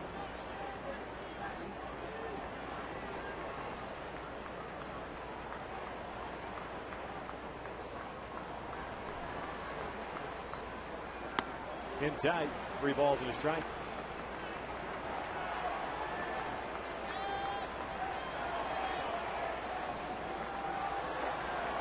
Scott getting ready to throw his 74th pitch of the afternoon. It's on the corner. Swisher, just like he did on that 2-0 pitch, thought it was a ball. Never a good idea to run down the line until you hear it's either a ball or strike. And that ball was just off the outside corner. But if you're Swisher right now, anything close to the zone, you better be swinging. No doubt. I mean, Swisher sold it so well that David Courtney, our PA announcer here, even announced Mark Teixeira. That was pulled foul. I mean, it's one thing to take a step, you know, 1 step up the line. When you start to jog. Well, there's been some veteran umpires behind the plate, like a Ken Kaiser, who's now retired from it. If you did that, the ball could fall out of your hands and it's a strike. 3-2. Fouled off to the right. Just like if you're a pitcher, you question where the pitch is. You make a sign like, is it high or low? And all of a sudden, the strike zone becomes a breadbasket. If you're lucky.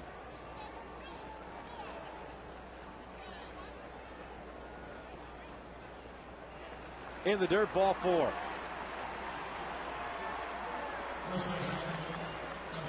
That'll bring up Teixeira now.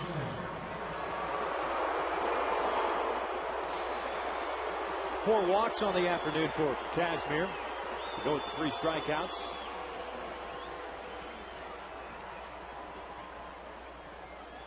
And Scott started off really good as far as throwing first pitch strikes.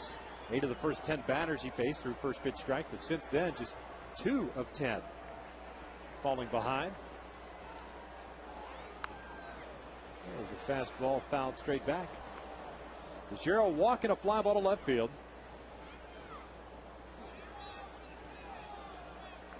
Teixeira with that uppercut swing doesn't hit many ground balls, but if it's the time Kazmir to get a pitch on the outside corner and down, get a ground ball double play, it'd be a perfect timing.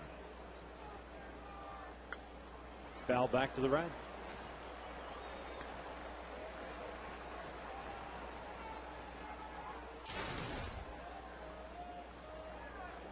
No balls, 2 strikes now to Teixeira.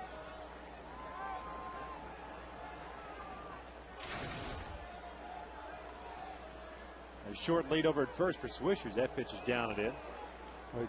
Contrast of hitters between Teixeira and Alex Rodriguez. Teixeira, a back leg hitter. What I mean by that, the balance goes to the back leg. That's where he generates his power. A-Rod, on the other hand, goes to the front leg and goes through the ball to drive it. That's where you'll get more top spin type of hits from Mark Teixeira than you would for Alex Rodriguez, who gets the backspin on the ball and the carry, especially out to right center field.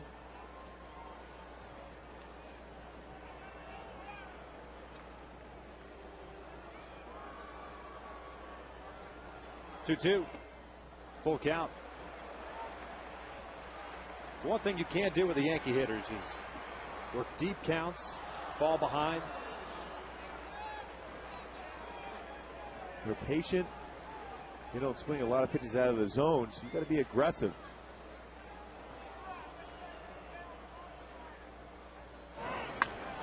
Rip to left. Rivera frozen in his tracks, makes the catch. There's out number 2.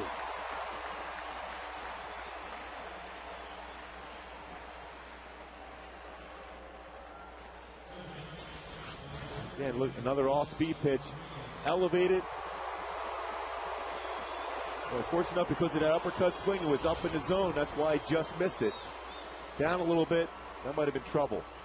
That's 2 straight at-bats for Mark Teixeira where he's looked awfully comfortable and making solid contact from the right side. Here's Alex Rodriguez. Swisher still at first. 1-0. Alex rolled into a fielder's choice in the first, struck out in the third, so he's 0 for 2.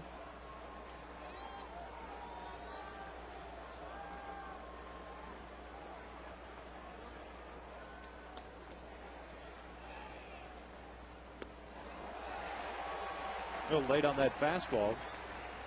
Evens the count. And a lot of off-speed pitches by Kazmir in this inning. 91 on the fastball gets by A-Rod.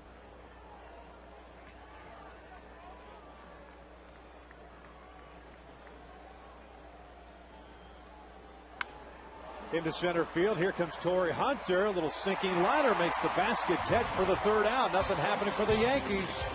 Middle of the fifth, Torrey Hunter set the lead things off with the Halos up 5-3.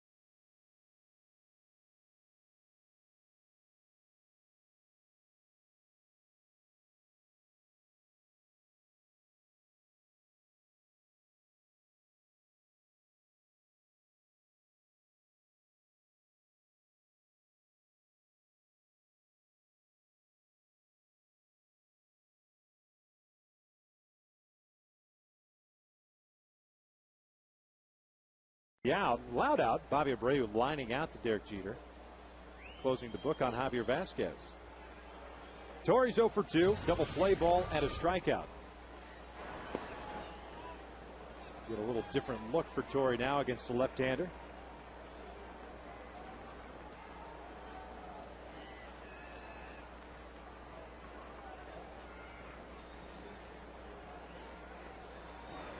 Logan coming up to the Yankees with Chan Ho Park going on the disabled list.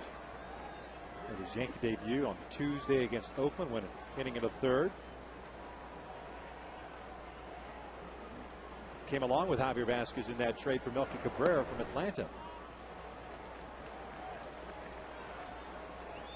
With a lot of pitches off that outside corner throughout the game.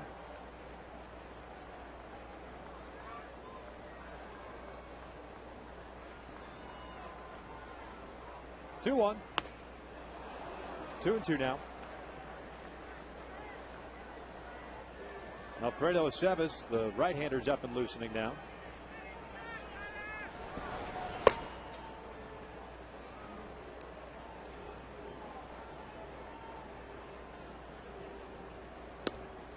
And he got him on the breaking pitch. There's out number one. Pretty good spot on that slider. Logan down and in. Good break against Torrey Hunter. Here's Hideki Matsui, who is 0 for 2. A couple of fly balls out to right and center. Great camera angle right there. A little different perspective.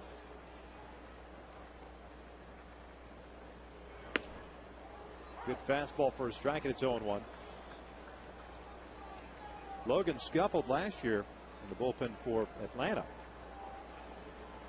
A 5.19 ERA, 20 relief appearances.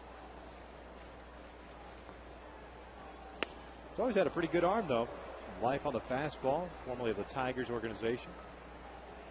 And when you can throw a fastball from the left side at 93 to 94 and then have a slider like that, you should be successful. Good deception, hides the ball well.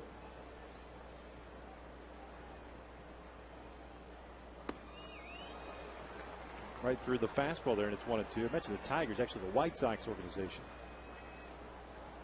And still just 25 years of age.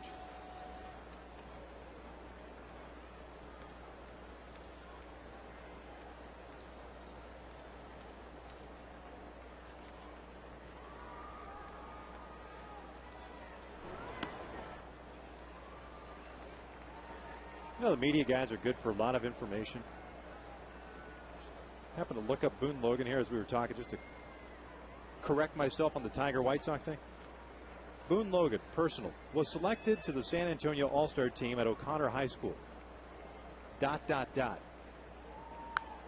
who he fouls that one off. Lost a pregame on-field cow milking contest to the Angels' Brandon Wood on May 4th, 2007 at Angel Stadium. That's the information that's vital. Gooby, I don't have anything else for the rest of the game. I'm going to leave on a high note. That's about as good as information as you can find. I'm turning it over.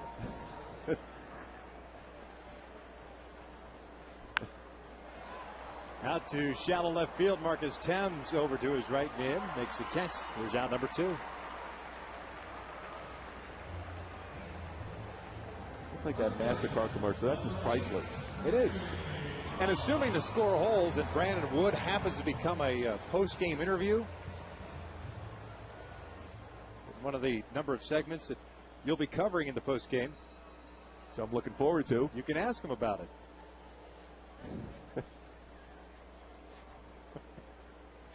Here's Kendry Morales. 2 outs, nobody on. Kendry, a walk and a single. He started the rally in the 4th.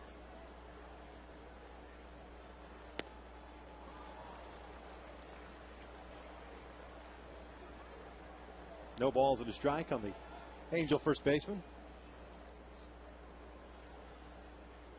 Well, that is a great view from right field. You can see how the pitch comes in there, the approach at the plate. Plus, you see how fast it comes in there at 93.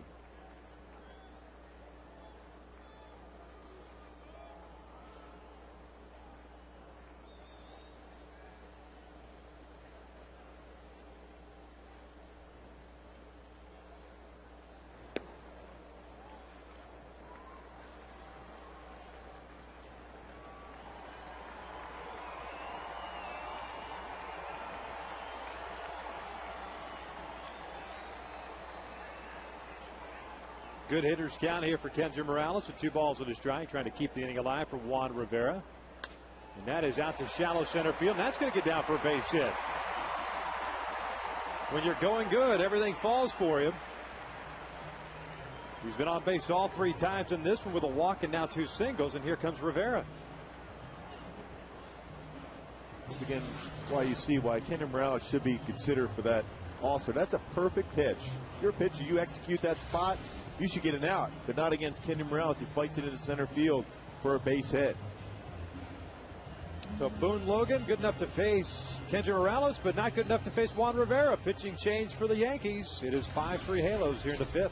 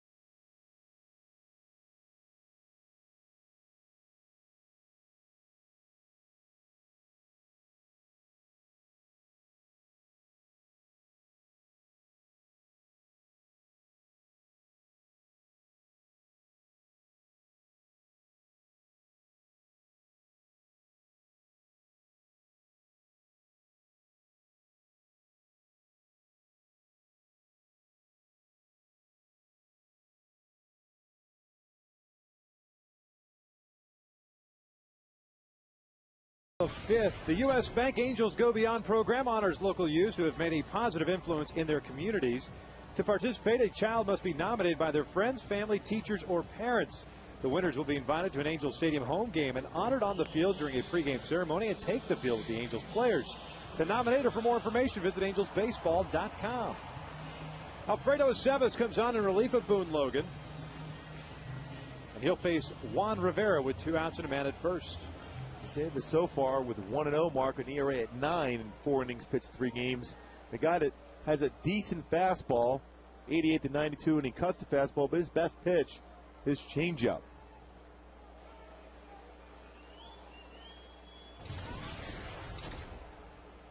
Juan Rivera in this one has walked and been hit by a pitch, and he's also scored a run. So no AVs for Juan in this one, but on base twice. He'll take a fastball in for a strike. Aceves has a very good changeup, good arm speed with it also. Not afraid to throw it to a right-handed batter or a lefty.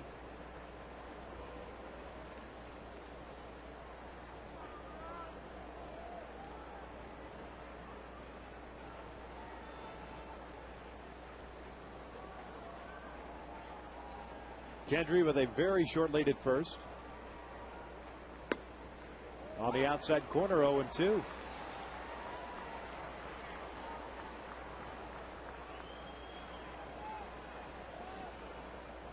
Aceves coming off a season in which he went 10-1, leading the big leagues in wins as a reliever.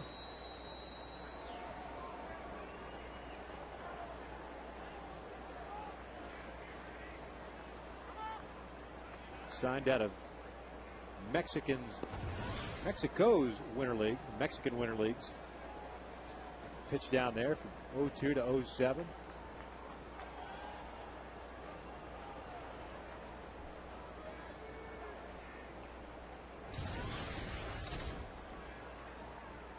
Neo 2 on the ground toward third.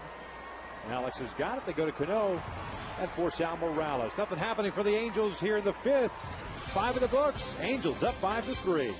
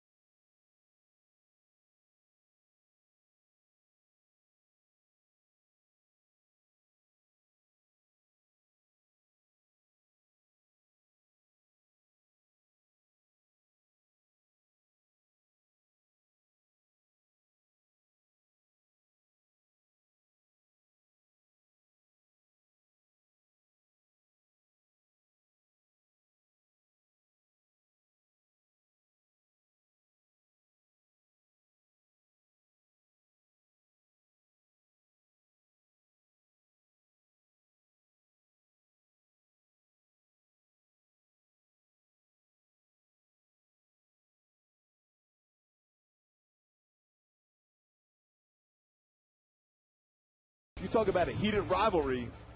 That was your Coors Light Freeze Cam, brought to you by Frost Brew Coors Light. That's my type of freeze cam. I like that. A little belly to belly. Yep. Cano, don't you know? Yes, indeed. Speaking of Robbie Cano, he leads things off here in the 6th inning. 5-3 Angels. Kazmir, 3 strikeouts, 4 walks thus far. He'll face Cano, Posada, Thames in the Yankee half of the sixth.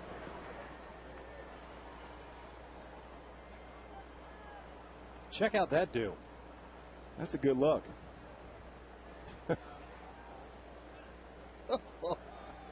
That's even better. All in the family.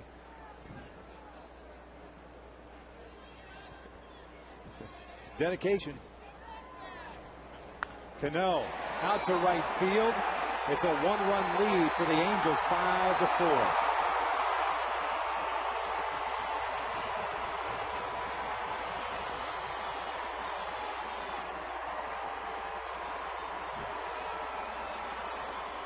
Again, the inner half of the plate against Cano. So quick. But you force him to go the other way if you can. Still has good pop to left center field, but a bigger part of the ballpark. His 5th home run of the season. What a series he's had. Mislocation on that breaking pitch. See what happens. A hanging slider once again. Cano's 5th home run of the year, RBI number 14. 5-4 Angels now. Here's Posada. The homer against Kazmir. Back into second. Angels have action going in their bullpen. There's a strike. Jason Bolger's up and loosening. And in a hurry. Kazmir, 91 pitches.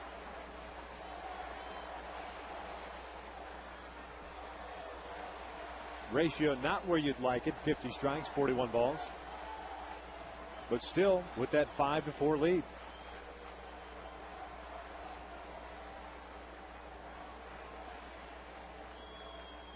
Posada dribbling one over to third. Brandon Wood has some time with Posada. There's out number 1. Good off-speed pitch there. Well, Posada's retired for the first down. That'll bring up Marcus Thames. That will be the last batter for Scott Kazmir. Get him out right now. Jason Bolger's ready to go. Especially with his pitch count north of 90. At least with an opportunity to pick up a W. I think that's the right move for Mike Scioscia at that particular point, because Bolger's got overpowering stuff when he's in the strike zone himself. Game by Scott Kazmir. He battled pretty well, has some good changeups, sliders. Pitching change here at the Big A. Angels up by a run.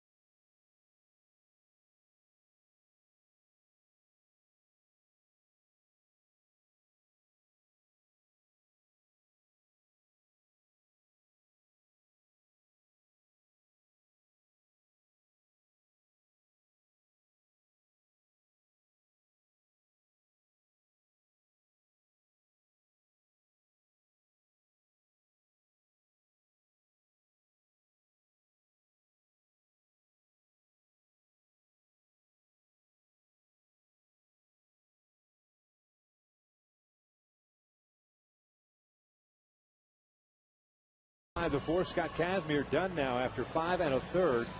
3 strikeouts, 4 walks, 4 runs all earned. He gave up 3 hits, 2 of which left the building. The home run of Posada, the home run by Robinson Cano, but still in position to pick up his 2nd win of the year. Jason Bolger's 8th game. ERA over 8, but last couple times out more aggressive with his fastball. He can throw the fastball 93, 94, very good curveball. He has a solid changeup and a slider, too. Well, with Bolger in the game, Joe Girardi counters and brings on Brett Gardner to pinch hit for Marcus Thames. Gardner will take over out in left field. Thames finishes the afternoon with a double, a run scored, and a walk.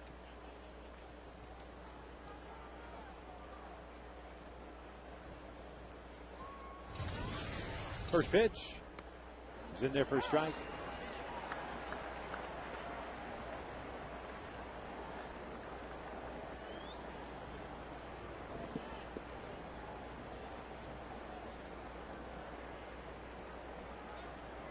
Gardner, terrific speed as he takes down low, and it's 1 ball, 1 strike now. Comes in batting .340, a double, a triple, 5 runs batted in. He got that triple yesterday and went down into the right field corner.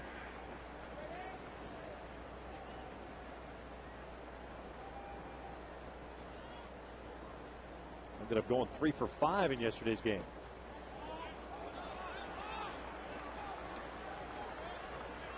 Two balls and a strike.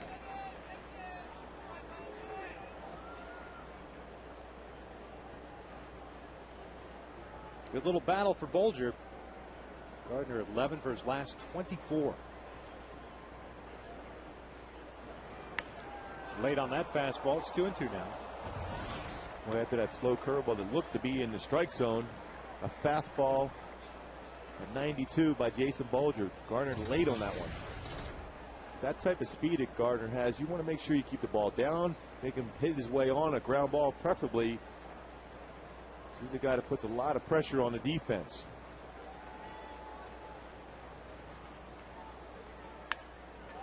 Lofted to shallow left field. Juan Rivera was already playing shallow. Makes the catch there. Is out number 2.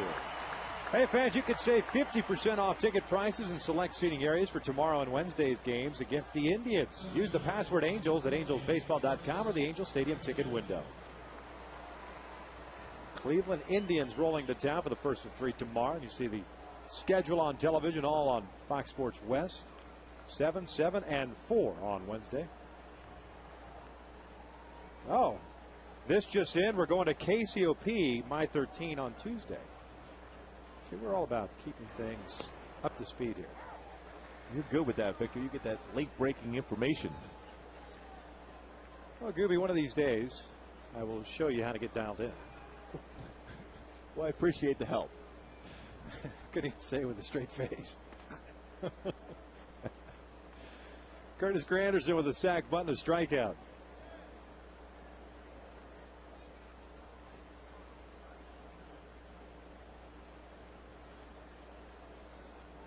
Brandon Wood playing near the cut of grass at third just in case Granderson drops one down. Pops this one up. Long run in for Juan Rivera toward the foul line. There's out number 3. Nicely done by Jason Bolger. Leadoff home run by Robinson Cano makes it a 1-run lead, but Angels still lead it 5-4.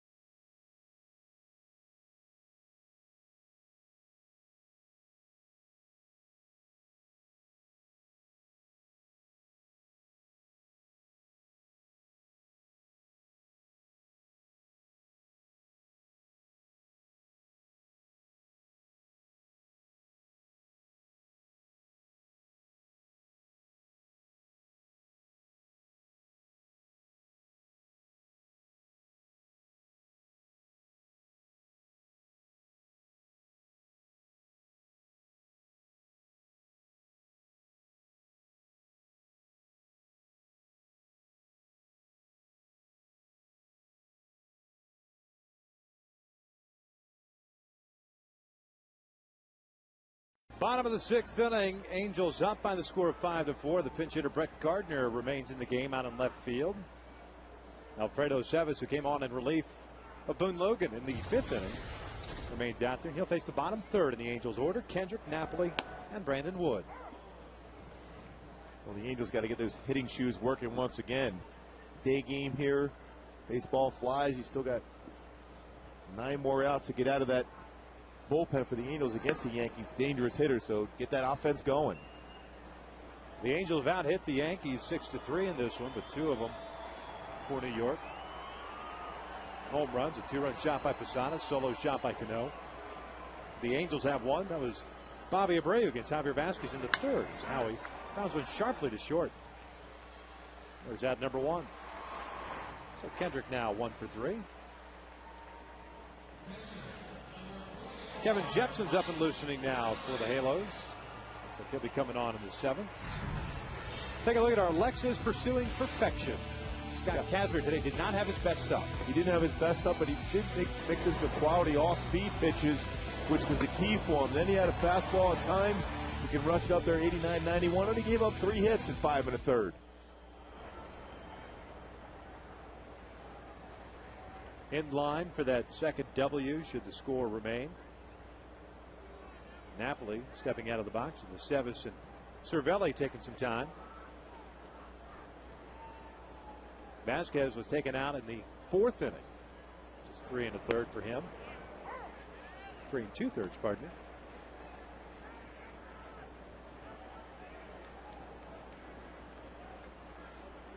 Mike's 0 for 1. Come back into the pitcher and a walk with a run scored.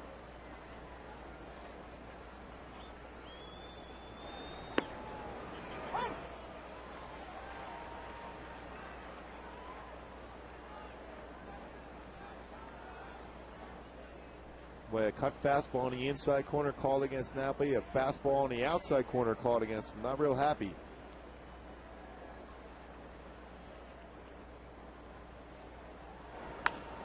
Cool.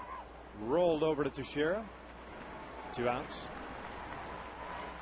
Teixeira playing way off the line in that situation.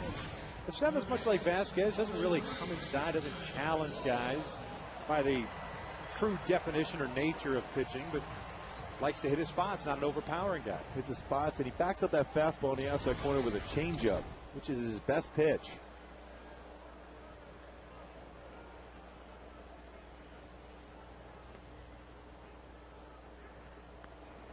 And really, when you start talking about guys coming over from Mexico, Mexican pitchers to come to the big leagues, very seldom do you find the overpowering type.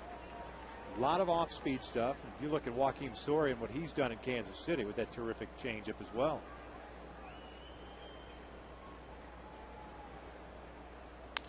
Brandon skying one out to right center field. Nick Swisher long run in. Gives way to Curtis Granderson. There is out number 3. A 1-2-3 inning. Angels go down quietly, but still have a 5-4 lead after 6.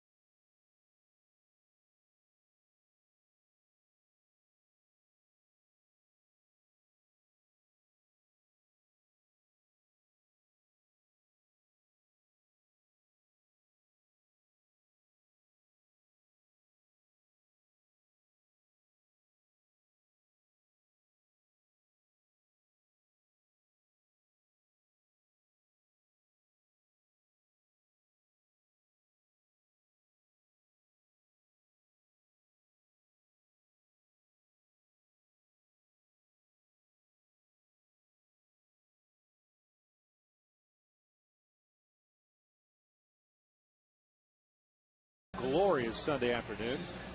Mike Scioscia going to the bullpen, trying to shorten the ball game up. Kevin Jepson, the fireball, comes on in place of Jason Bolger, who went 2/3 of an inning, retired the two-man that he has faced. Got great stuff. Fastball 97. You see the amount of strikeouts, 9 and 8 innings pitched. Good cut fastball, swing and miss curveball. Just got to stay within his mechanics. Also, every once in a while, mixing a changeup. We've seen that a little bit over the last couple of outings for Jepson, in that he's relied more on that fastball. He's got such good life, and when he spots it, almost unhittable, as opposed to pitching backwards and throwing a lot of hard breaking pitches early in the count. Cervelli, Jeter, Swisher, 9-1-2. Cervelli trying to bunt his way on. Jepson's got it. About 97 miles an hour from down under over to first, and there's out number one. As we take a look now at the Land Rover game recap. Well, you can see this pitch out over the plate. Posada came in with a 407 batting average against Scott Kazmir. Goes dead central. But Bobby Abreu said, I can do it better. I go deeper. But Robinson Cano, what a series he's having for the Yankees against the Halos. Goes yard also. 3 big flies in the game. Here's our Land Rover game recap. Oh, we said it early, with this being a day game, the ball jumping, especially on that double that Thames had to the alley in left center field. I know he's an extremely strong man, but changeup down and in. Who the ball is going to be carrying, but I tell you what, credit Scott Kazmir, credit Jason Bolger thus far for limiting this Yankees offense to just 3 hits. A team that came in batting .273, the third best batting average in baseball. 1-0 from Jepson's inside, 2 balls and no strikes. Jeter is 0 for 3, but had an RBI in the second. That was the fielder's choice. Angels trying to turn the double play with runners at the corners and could not, so Jeter picked up his 12th RBI.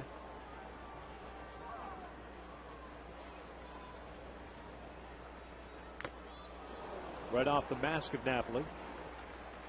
And it's 2-1. 2-0 fastball. Challenged Jeter.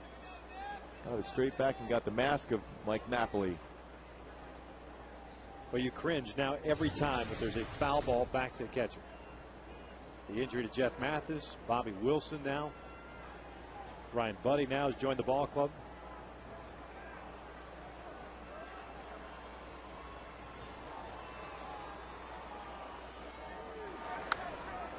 Fouled off to the right. It's 2 balls, 2 strikes. Well, that was that cut fastball. Still pretty firm at 89 miles an hour. It is the one now. If you could throw that curveball, that swing and miss curveball, if you could stay within your mechanics, you got a chance of getting a strikeout against Jeter.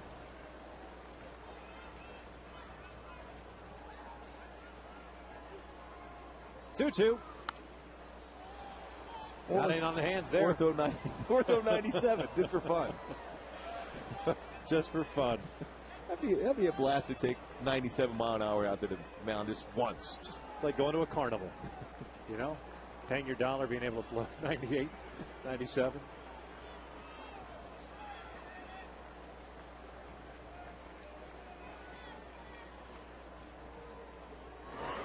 Got him on the breaking ball.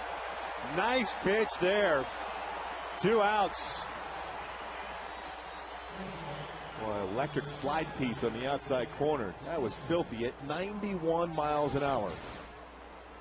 Boy, starts on the corner, then off the corner. No chance for a great hitter, even like Derek Jeter, to make any contact.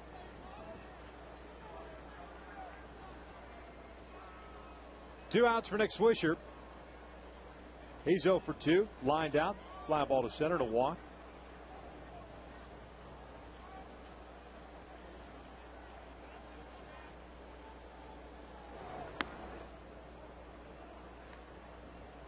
Revisit the Hyundai keys to the game. Scott Kazmir today, 5 1/3, 3 hits, 4 earned runs, 4 walks, 3 strikeouts. Solid. Much like Irvin Santana on Friday. Did not have the best stuff, but trying to keep your team in the game, close there to chip away and try to get back into it. Like I said many a times, it's more gratifying if you get that win when you don't have your best stuff, that you battle long enough to give your team a chance to win.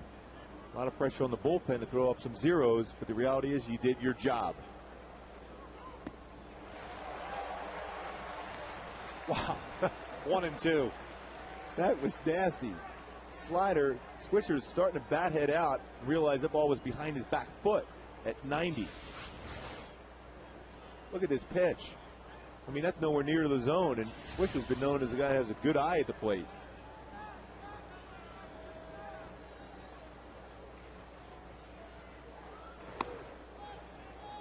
Two and two now. We wonder if that wasn't just a show me fastball up in the zone so I could throw that same slider down and in.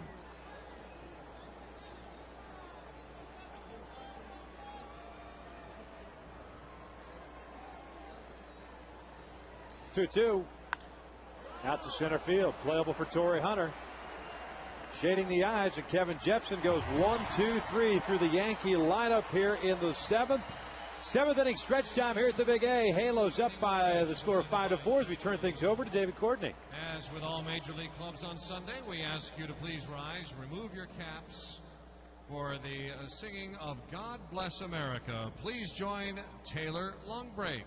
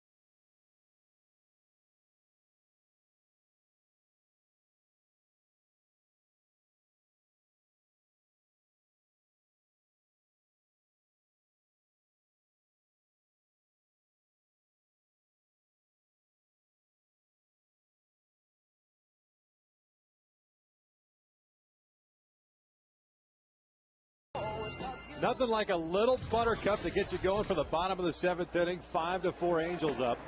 Top of the order is Sturz, Abreu, and Hunter. Trying to get my breath back. I mean, if you had not gotten your cardio in this morning, you just did during that commercial break. I've never seen you move like that. Some good moves. Sturz off the end of the bat. This one foul. No balls and 2 strikes. Meiser getting to start at shortstop for Eric Ibar. 0 for 3, but picked up an RBI in the 4th inning. His 8th of the year. And this one's pulled over to second. Robinson Cano's got it. There's out number 1. Fernando Rodney's up and loosening. He'll come on and pitch in the 8th inning, one would assume.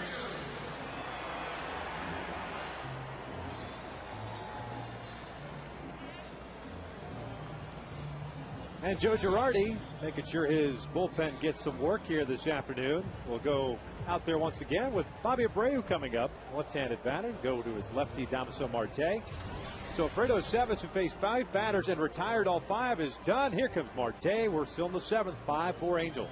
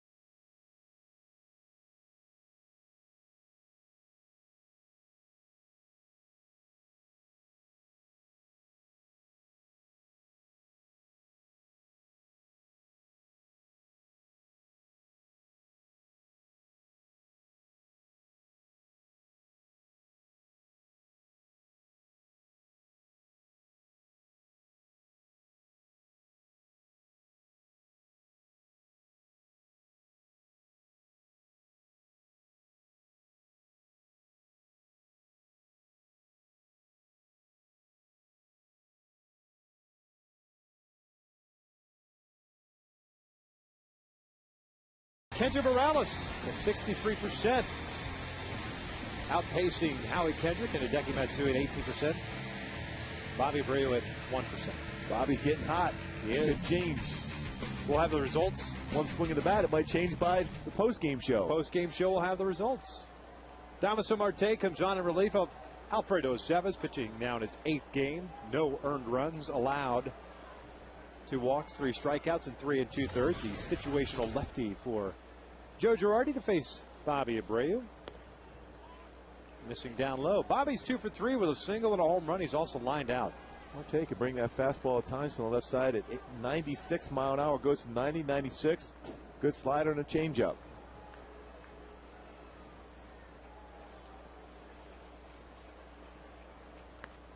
Outside with a fastball, and it's 2 balls and no strikes.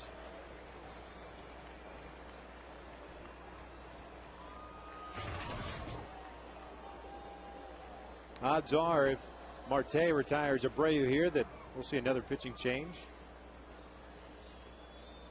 2-0. There's a strike, 2-1.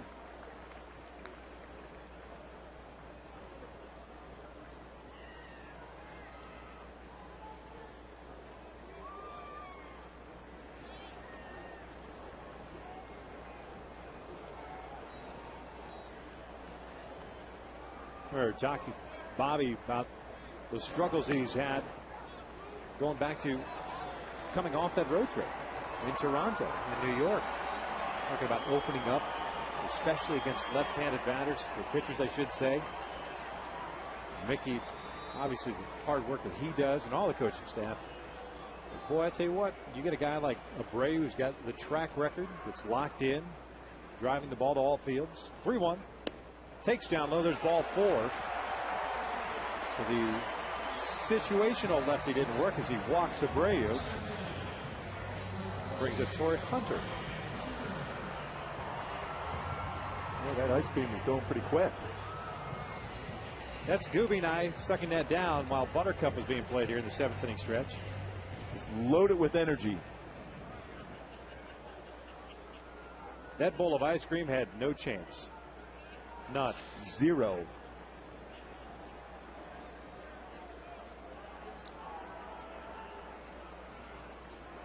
Here's Torrey Hunter. Torrey Hunter's 0 for 3. Double play and a couple of strikeouts.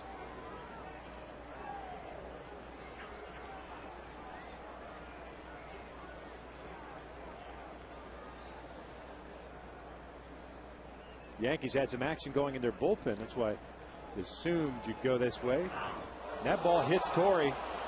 May have got him on the knee area, on the right leg. That's just a fastball cutting in on Torrey. And all of a sudden, we've got 2 men on here in the 7th with 1 out.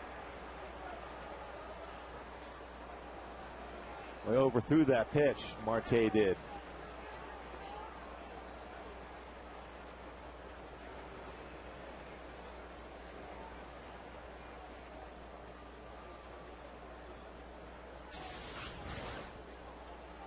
Boy, fastball in, overthrew it right around the knee level. It may have gotten him on the knee. The back knee, too. Slinger, when you throw from that 3/4 action, if you drop your elbow at all, you're going to have those type of results. Torrey seems to be okay. He's tough. That's one of those as a hitter as well that you're tracking that pitch. You're watching it. You know you're laying off of it thinking that pitch is inside, but you don't ever anticipate it hitting your back leg, and sure enough, near that knee area. Not on a fastball, you're right. Maybe a breaking pitch, but not a fastball. So Hideki Matsui with an opportunity to give the Angels some insurance. Abreu at second, Hunter at first. Hideki's 0 for 3. 3 times he's hit a fly ball out.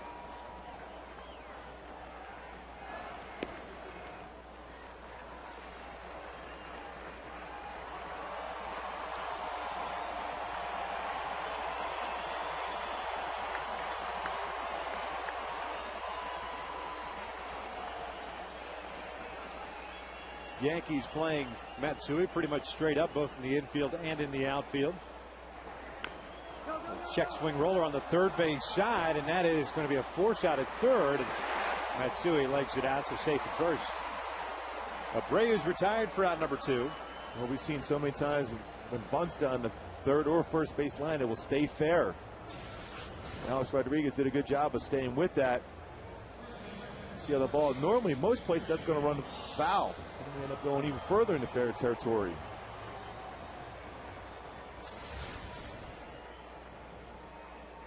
Just the other day, he was involved in a triple play. Pitcher's best friend. First at second, still 2 outs now for Kendry Morales. Intentional walk here to load him up.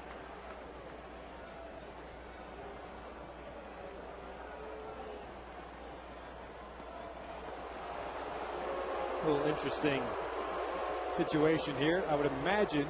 Here comes Girardi. What sense is this making right now? Well, Girardi just came out. Now he's going back into the dugout. Time is called. That was Tim Cheetah, the crew chief, coming in toward the mound. David Robertson's ready to go. So maybe Cervelli got the wrong sign here.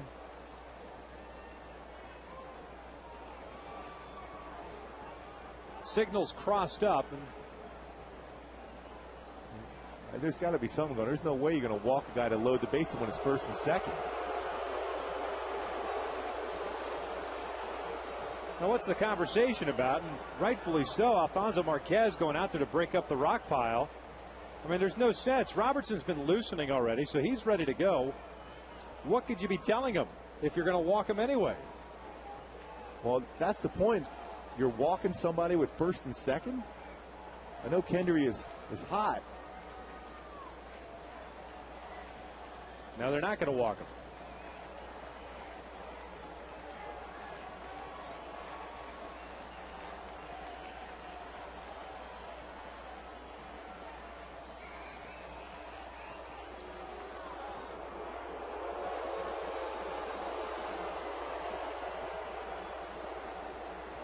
Kendry in this one has walked and singled twice. He's 2 for 2.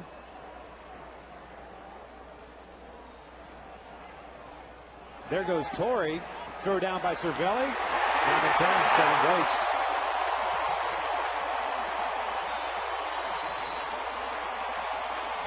Also, great idea, not only by Torrey to steal the bag, but Matsui to stay at first base. Because they would have thrown that ball back to second base if both base runners were going. Always easier for a base runner to steal third against a lefty.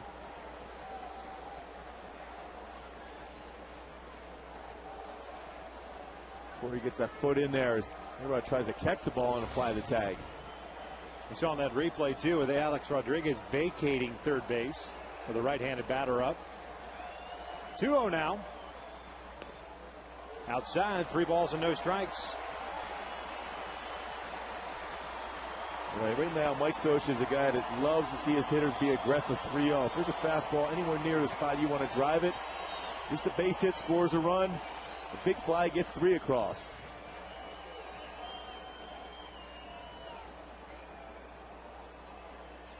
Pitch. He's hacking, drives one out to left center field. Hit pretty good. This one is gone! Kendry Morales, the Cuban Missile, with a 3-run Jimmy Jack. Angels up 8-4.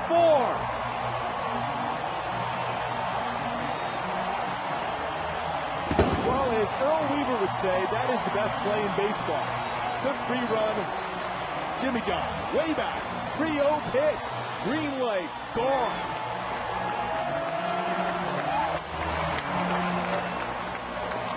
Maybe they should have walked him. First and second, they thought about it.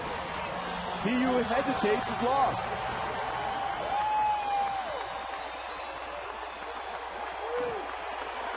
Sixth home run of the season for Kendry Morales. 16 runs batted in.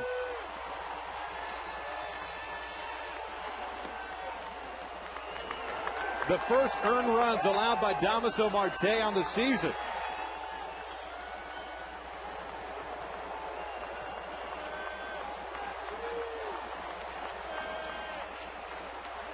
Off the end of the bat, it's 1 ball, 1 strike on Juan Rivera.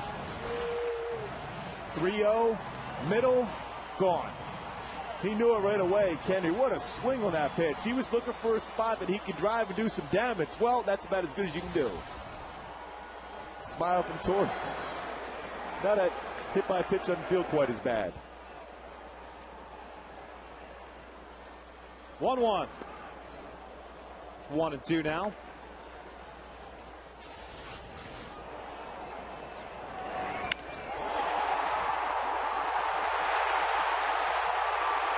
Boy, that was a good sound. I'm talking about squaring up a baseball.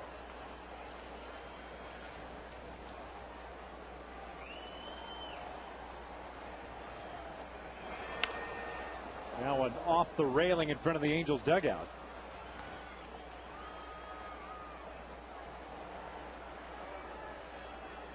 See what Rivera's done this afternoon. A walk, a hit by pitch, and a fielder's choice. 0 for 1. He scored a run.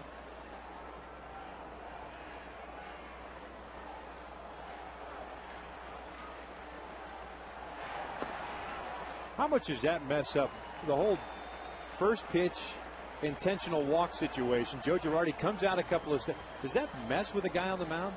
And then the conversation out there with Cervelli? Especially when you think about when it's first and second. It wasn't second and third. And it's a full count. Again, when you have that opportunity, if you're the Angels, you got to take advantage of that. 3-0, and then you throw a fastball. Even though it was down, middle part of the plate.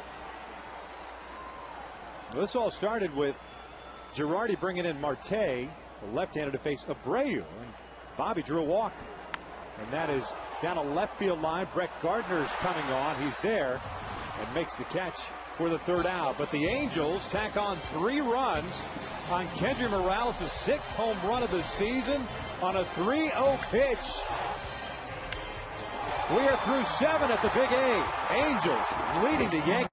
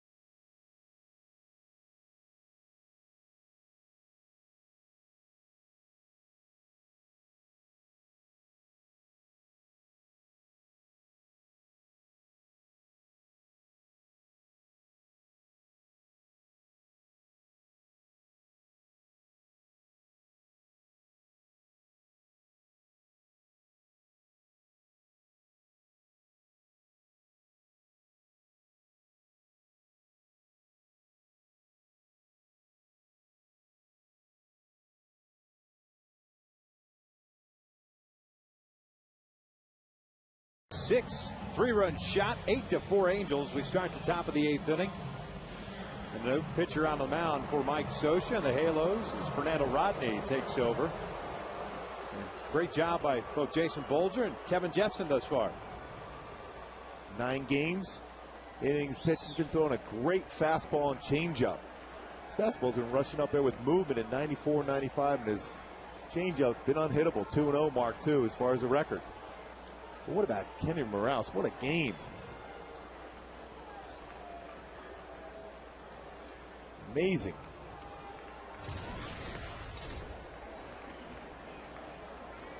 But so many hitters don't like that 3-0 swing. They get themselves out. But Kendry just patient, got his pitch, 3-run homer. Teixeira, Rodriguez, Cano here in the 8th inning.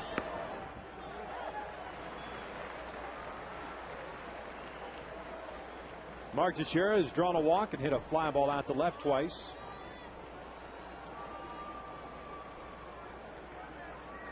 And with Teixeira up from the left side, the overshift is on the right. That one almost got him, and it's 2 balls and a strike.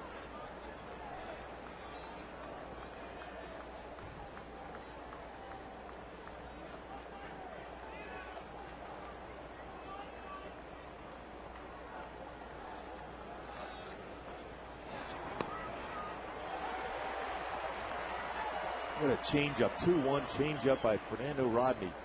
The same arm action as his fastball.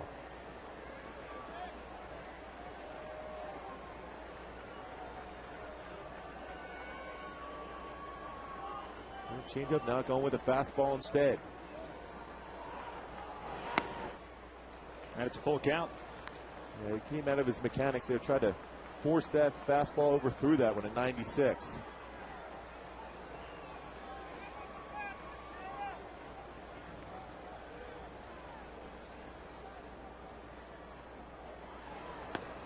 And he lays off of that. Teixeira draws the walk to lead off the 8th. Interesting bottom of the 7th inning with Damaso Marte out on the mound for the New York Yankees. You have the situation with Kendry Morales up with first and second. Girardi calls time, starts walking out, and all of a sudden comes back in. And then all of a sudden 3-0. Well, they were going to walk him through a first pitch out of the zone. Then looked like maybe a pitching change would happen. They didn't. Fell behind 3-0, then threw a 3-0 fastball over the middle. It was down, but it was over the middle part of the plate. Odd circumstance in that inning.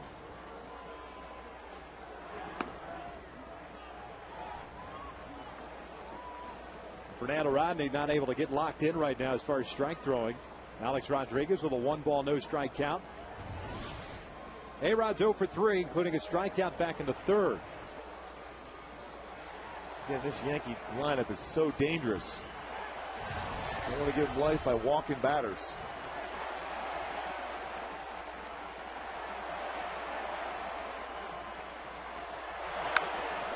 Alex out to left center field. Here comes Torrey Hunter to his right, makes a diving catch.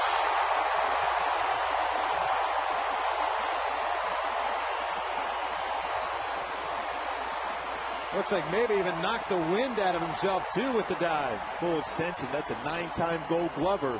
Center field. That ball initially looked right away was going to be in the alley for a double. Talk about intensity in the series against the Yankees. That's what you got. Torrey Hunter gets hit with a pitch on his knee. And what's he respond with? Diving play in the outfield. A-Rod retired for out number 1. Teixeira still at first. And it brings up Robinson Cano.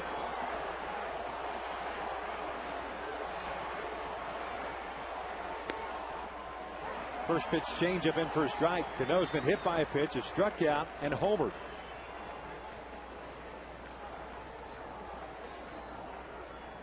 He landed, Torrey did, right on his stomach.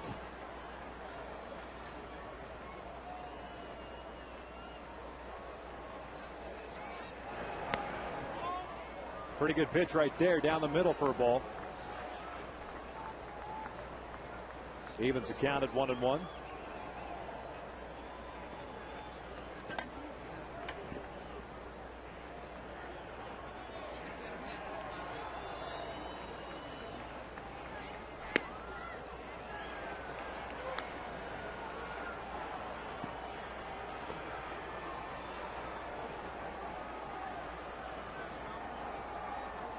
They're still trying to shake it off into that great play in left center on A-Rod's shot.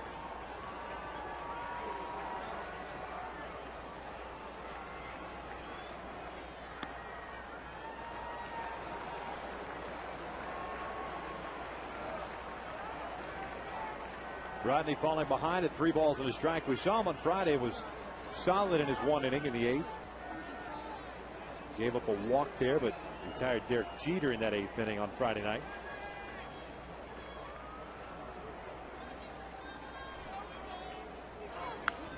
Good off-speed pitch there, and it's a full count. See what the Robinson Cano is locked in. That was a 3-1 changeup. He has to be looking fastball, and he fouled that one back pretty hard, straight back. Good location, though, as you talked about early on, about pitching him away. I think a fastball in the outside corner right now will get him. He can hit the ball left field.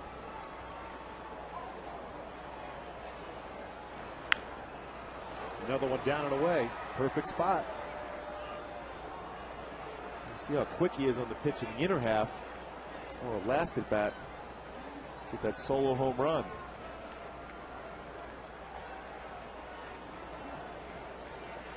Mike Butcher's got some good scouting reports on these hitters, and Robinson Cano showing that he can hit the ball in the inner half, but you have to execute that pitch on the outside. Show in off the plate, get him out of the way.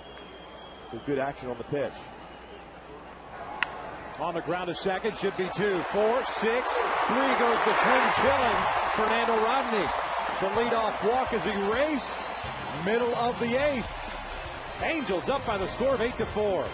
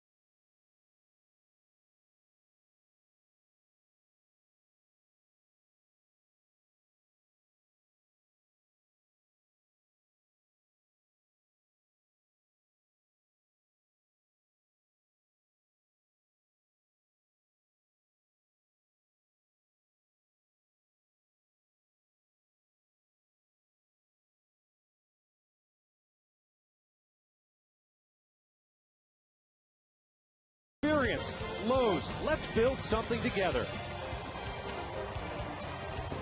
Back out here at the Big A, Angels up by the score of 8-4.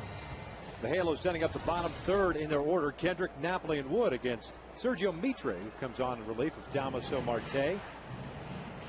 7th year in the big leagues for Mitre.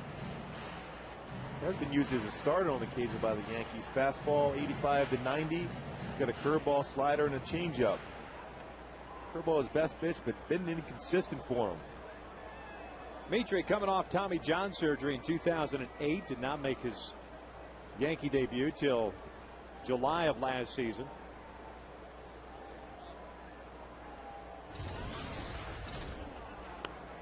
Came up as a starter with the Chicago Cubs. He spent time with the Florida Marlins as well.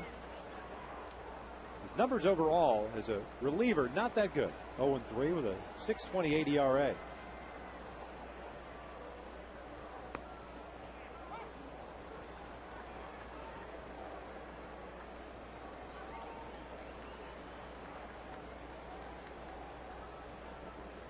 Damaso Marte, for his part, lasted 2/3 of an inning.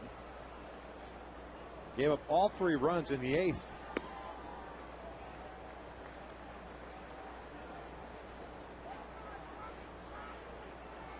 He did it by walking one, hitting a batter, and giving up that 3-run home run.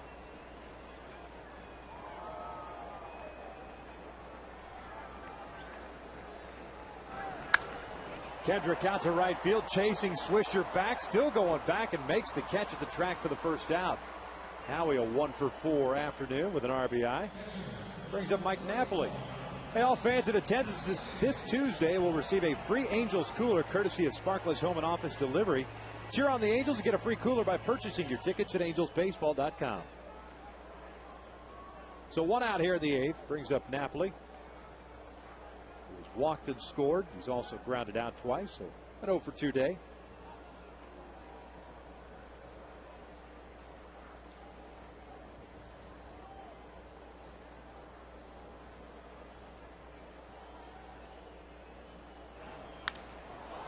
Napoli pulling that one foul. Mitre, the 5th pitcher used by the Yankees today. Javier Vasquez got the start, went just 3 2/3, giving up 5 earned runs. Scott Kazmir in line right now to pick up his 2nd win of the season, while Vasquez would take his 3rd loss.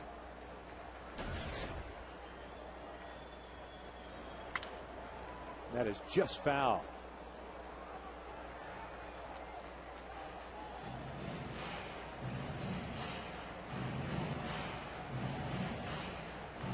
Napoli real quick on that pitch on the inner half. Trey trying to stay inside. Dangerous spot for him against Napoli.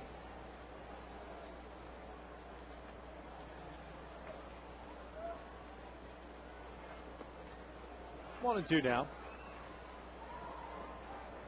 Kendra Morales, big game for him again. 3-for-3 day. 2 singles in that home run. What a swing. 3-0.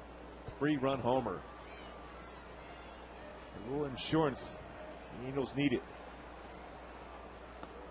2 balls, 2 strikes.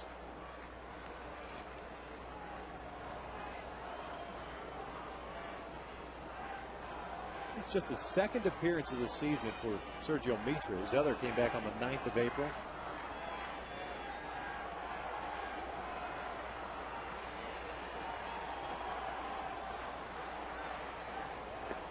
Full count. Dimitri's gone from 0-2 to 3-2. Brandon Wood on deck. The greatest closer to ever put on a uniform, up and loose. He's getting his throwing in, his work. And that's no disrespect whatsoever to the guys already in the Hall of Fame in that category. Napoli takes down low. There's ball 4. A 1-out walk, puts a man on for the Halos. Brandon Wood. There's Scott Shields, and we would assume we'll see action in the 9th inning. I think they had better control yesterday when he came on, faced the Yankees in the loss.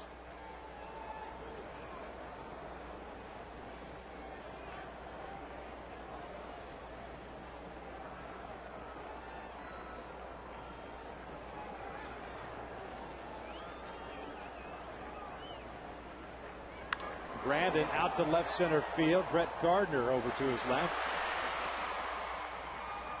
2 outs.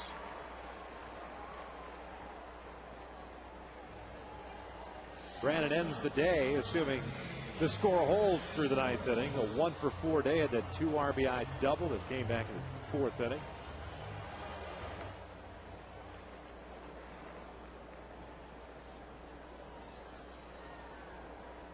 Meister Stura steps in now with 2 outs and a man at first. 0-for-4 day for him.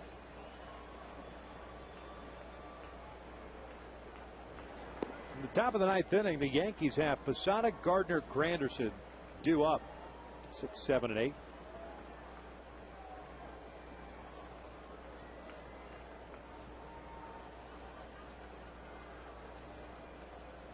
Yankees in this one have been limited to 3 hits by Scott Kazmir, Jason Bolger, and Kevin Jepson. well as Fernando Rodney.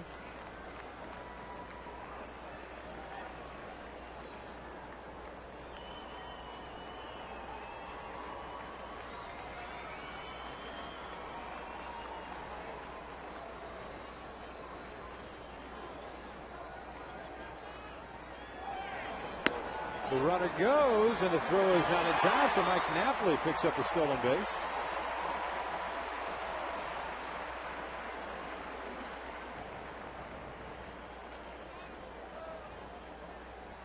Good time to pick a pitch to go, 2-0. At that point, you're not even paying attention. Great jump, 3 or 4 steps. Our camera angle from right field picks that up. No chance.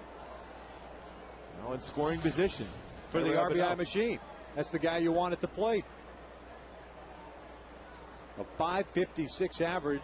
We've been in scoring position this season. Now Cervelli and Mitri want to talk things over. Well, you're certainly not thinking the lines, well, there's an open base, especially when you have Bobby Abreu on deck.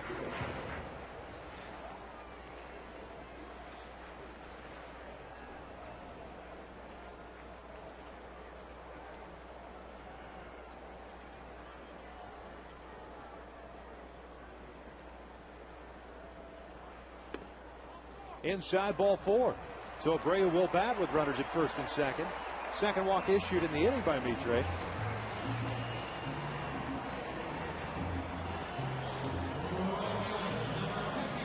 Bobby is singled, homered, lined out, and walked.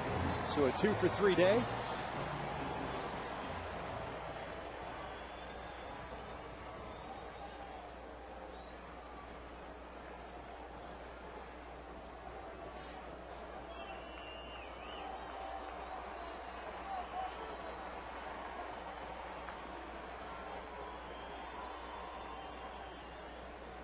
Napoli with a big lead at second as Duras from first. Down low.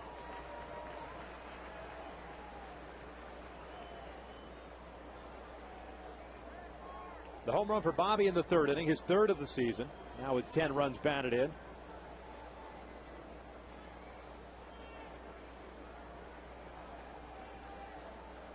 The Angels with 3 guys in double digits and runs batted in so far. And Abreu, Matsui, and Morales.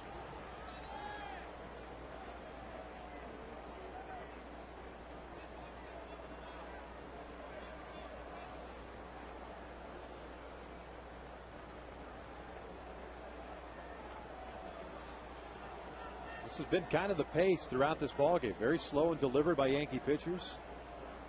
Uncharacteristic. The dirt. Cervelli blocks it nicely. It's 2 balls and a strike. Really, it was Javier Vasquez that set the tone. He kind of kept the Angels in check through the first 2 innings. Gave up the solo home run to Abreu in the third inning, but then in the fourth, the Angels touching him for 4 runs. Got him out of the game, but things didn't pick up from there. Yeah, when you slow down the pace that much, you give your opponent that much more confidence going up to the plate. It means you think that he doesn't feel confident enough in his stuff to get you out. So you're going to be comfortable at the plate.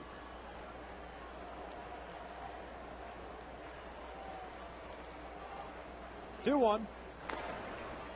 And I'm reaching for something off the fastball. It's 2 balls, 2 strikes. Mathis with that cast on that right wrist hanging out. Roger Quinlan.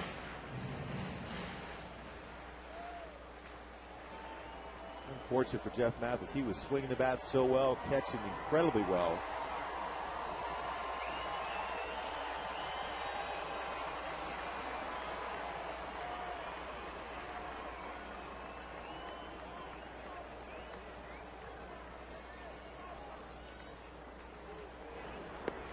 Full count.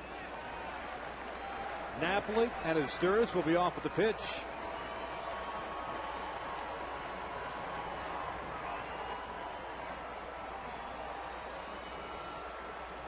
Torrey Hunter on deck.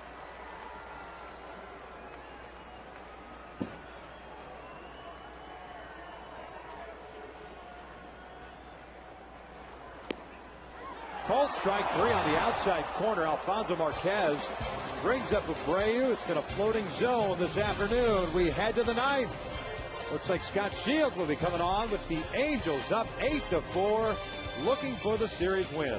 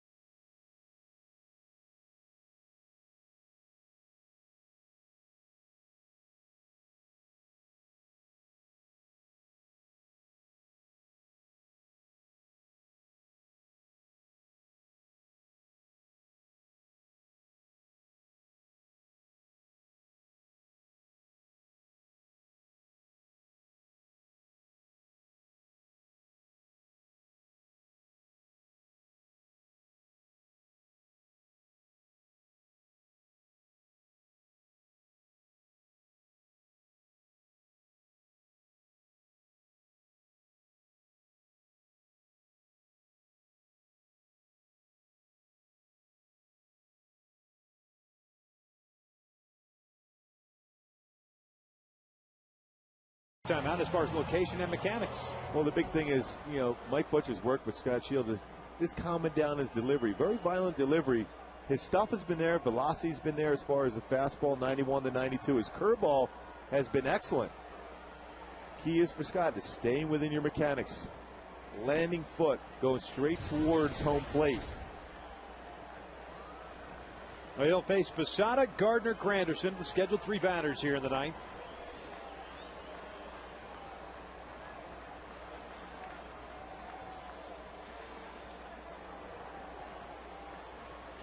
Posada in this one, 1 for 3. A 2-run home run off Scott Kazmir back in the 2nd. It's down and in for ball 1.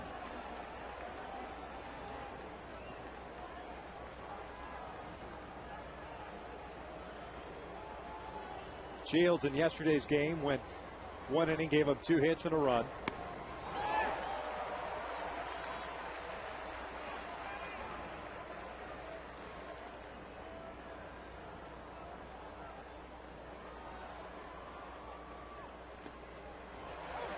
There's strike 2.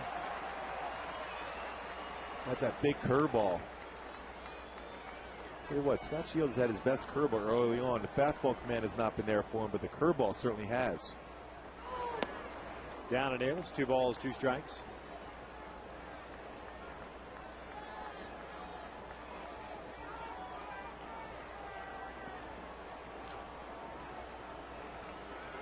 Posada's home run in the 2nd, his 4th of the season. He's off to a good start as well. The Yankee hitters today, as we pointed out in the 8th inning, just 3 hits.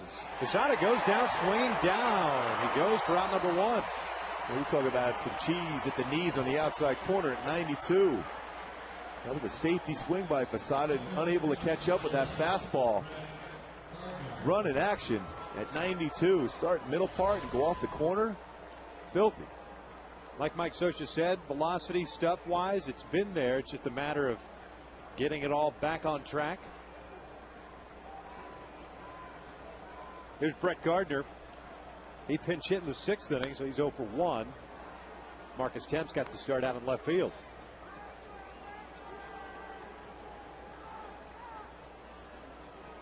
The Angels with a win this afternoon, even their mark at 10-10 on the season. Moved to 6-8 here at the Big A. Not only would it give them the series win over the Yankees, kind of returning the favor that the Yankees did to the Angels in the Bronx a couple of weeks ago. There's a strike. And it is 1-2. But more importantly, this would be the first series loss for the Yankees on the year. They've won 5 straight series to start this season.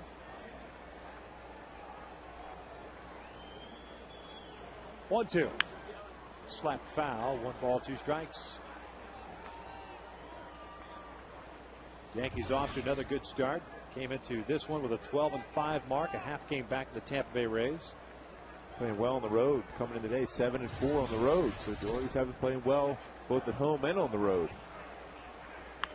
The Rays had a shutout today over the Toronto Blue Jays. They're off to a great start as well. That's a scary team. That's some pretty good arms right there. Andy Pettit, CC Sabathia, and A.J. Burnett. Big reason why they won the World Series last year. Went with a 3-man rotation. Schedule kind of worked out. Yeah, that did work out pretty well, didn't it? All those off days. 2 balls, 2 strikes now, Brett Gardner.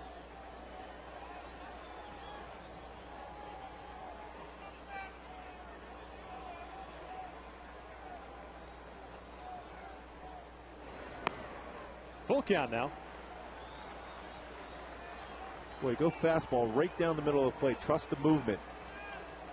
Scott Shields cannot throw a straight fastball. Come right back with the fastball. Into center field. Torrey breaks in, now back a couple of steps and makes the catch. There's out number 2. There's that ball carrying. Good job by Scotty Shields there, too, going right with the fastball movement. Toughest center up. A good swing against Scott Shields when he's had a chance to use that fastball and stays within his mechanics, throw strikes.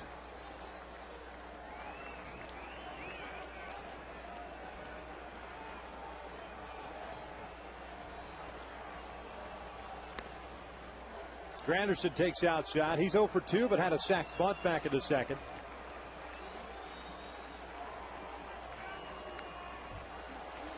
One and one. 42,284 here at the Big A on this absolutely stunning afternoon. Angels taking game 1 on Friday, dropping yesterday's game. There's strike 2, and on the verge of picking up the rubber game of the series.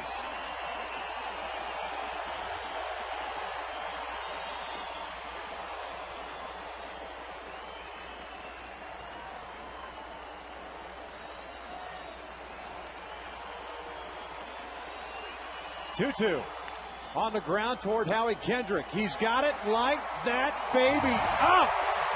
Series win for the Angels, 8-4. Courtesy of Kendry Morales and that big home run in the 7th inning. Boy, that 3-0 swing, 3-run bomb. Big series win. A lot of drama in this series. 7 batters were hit. Great series win for the Halos after coming back and splitting that series with the Tigers 2 apiece. Angels now 10-10 on the season. Yankees fall to 12-6. The big man Kendrick with 3 knocks on the day, including 3 runs batted in. Again, the final. Angels beat the Yankees 8-4. Stick around for a complete wrap-up of today's game with Bill McDonald and Jose Mota. Angels Live starts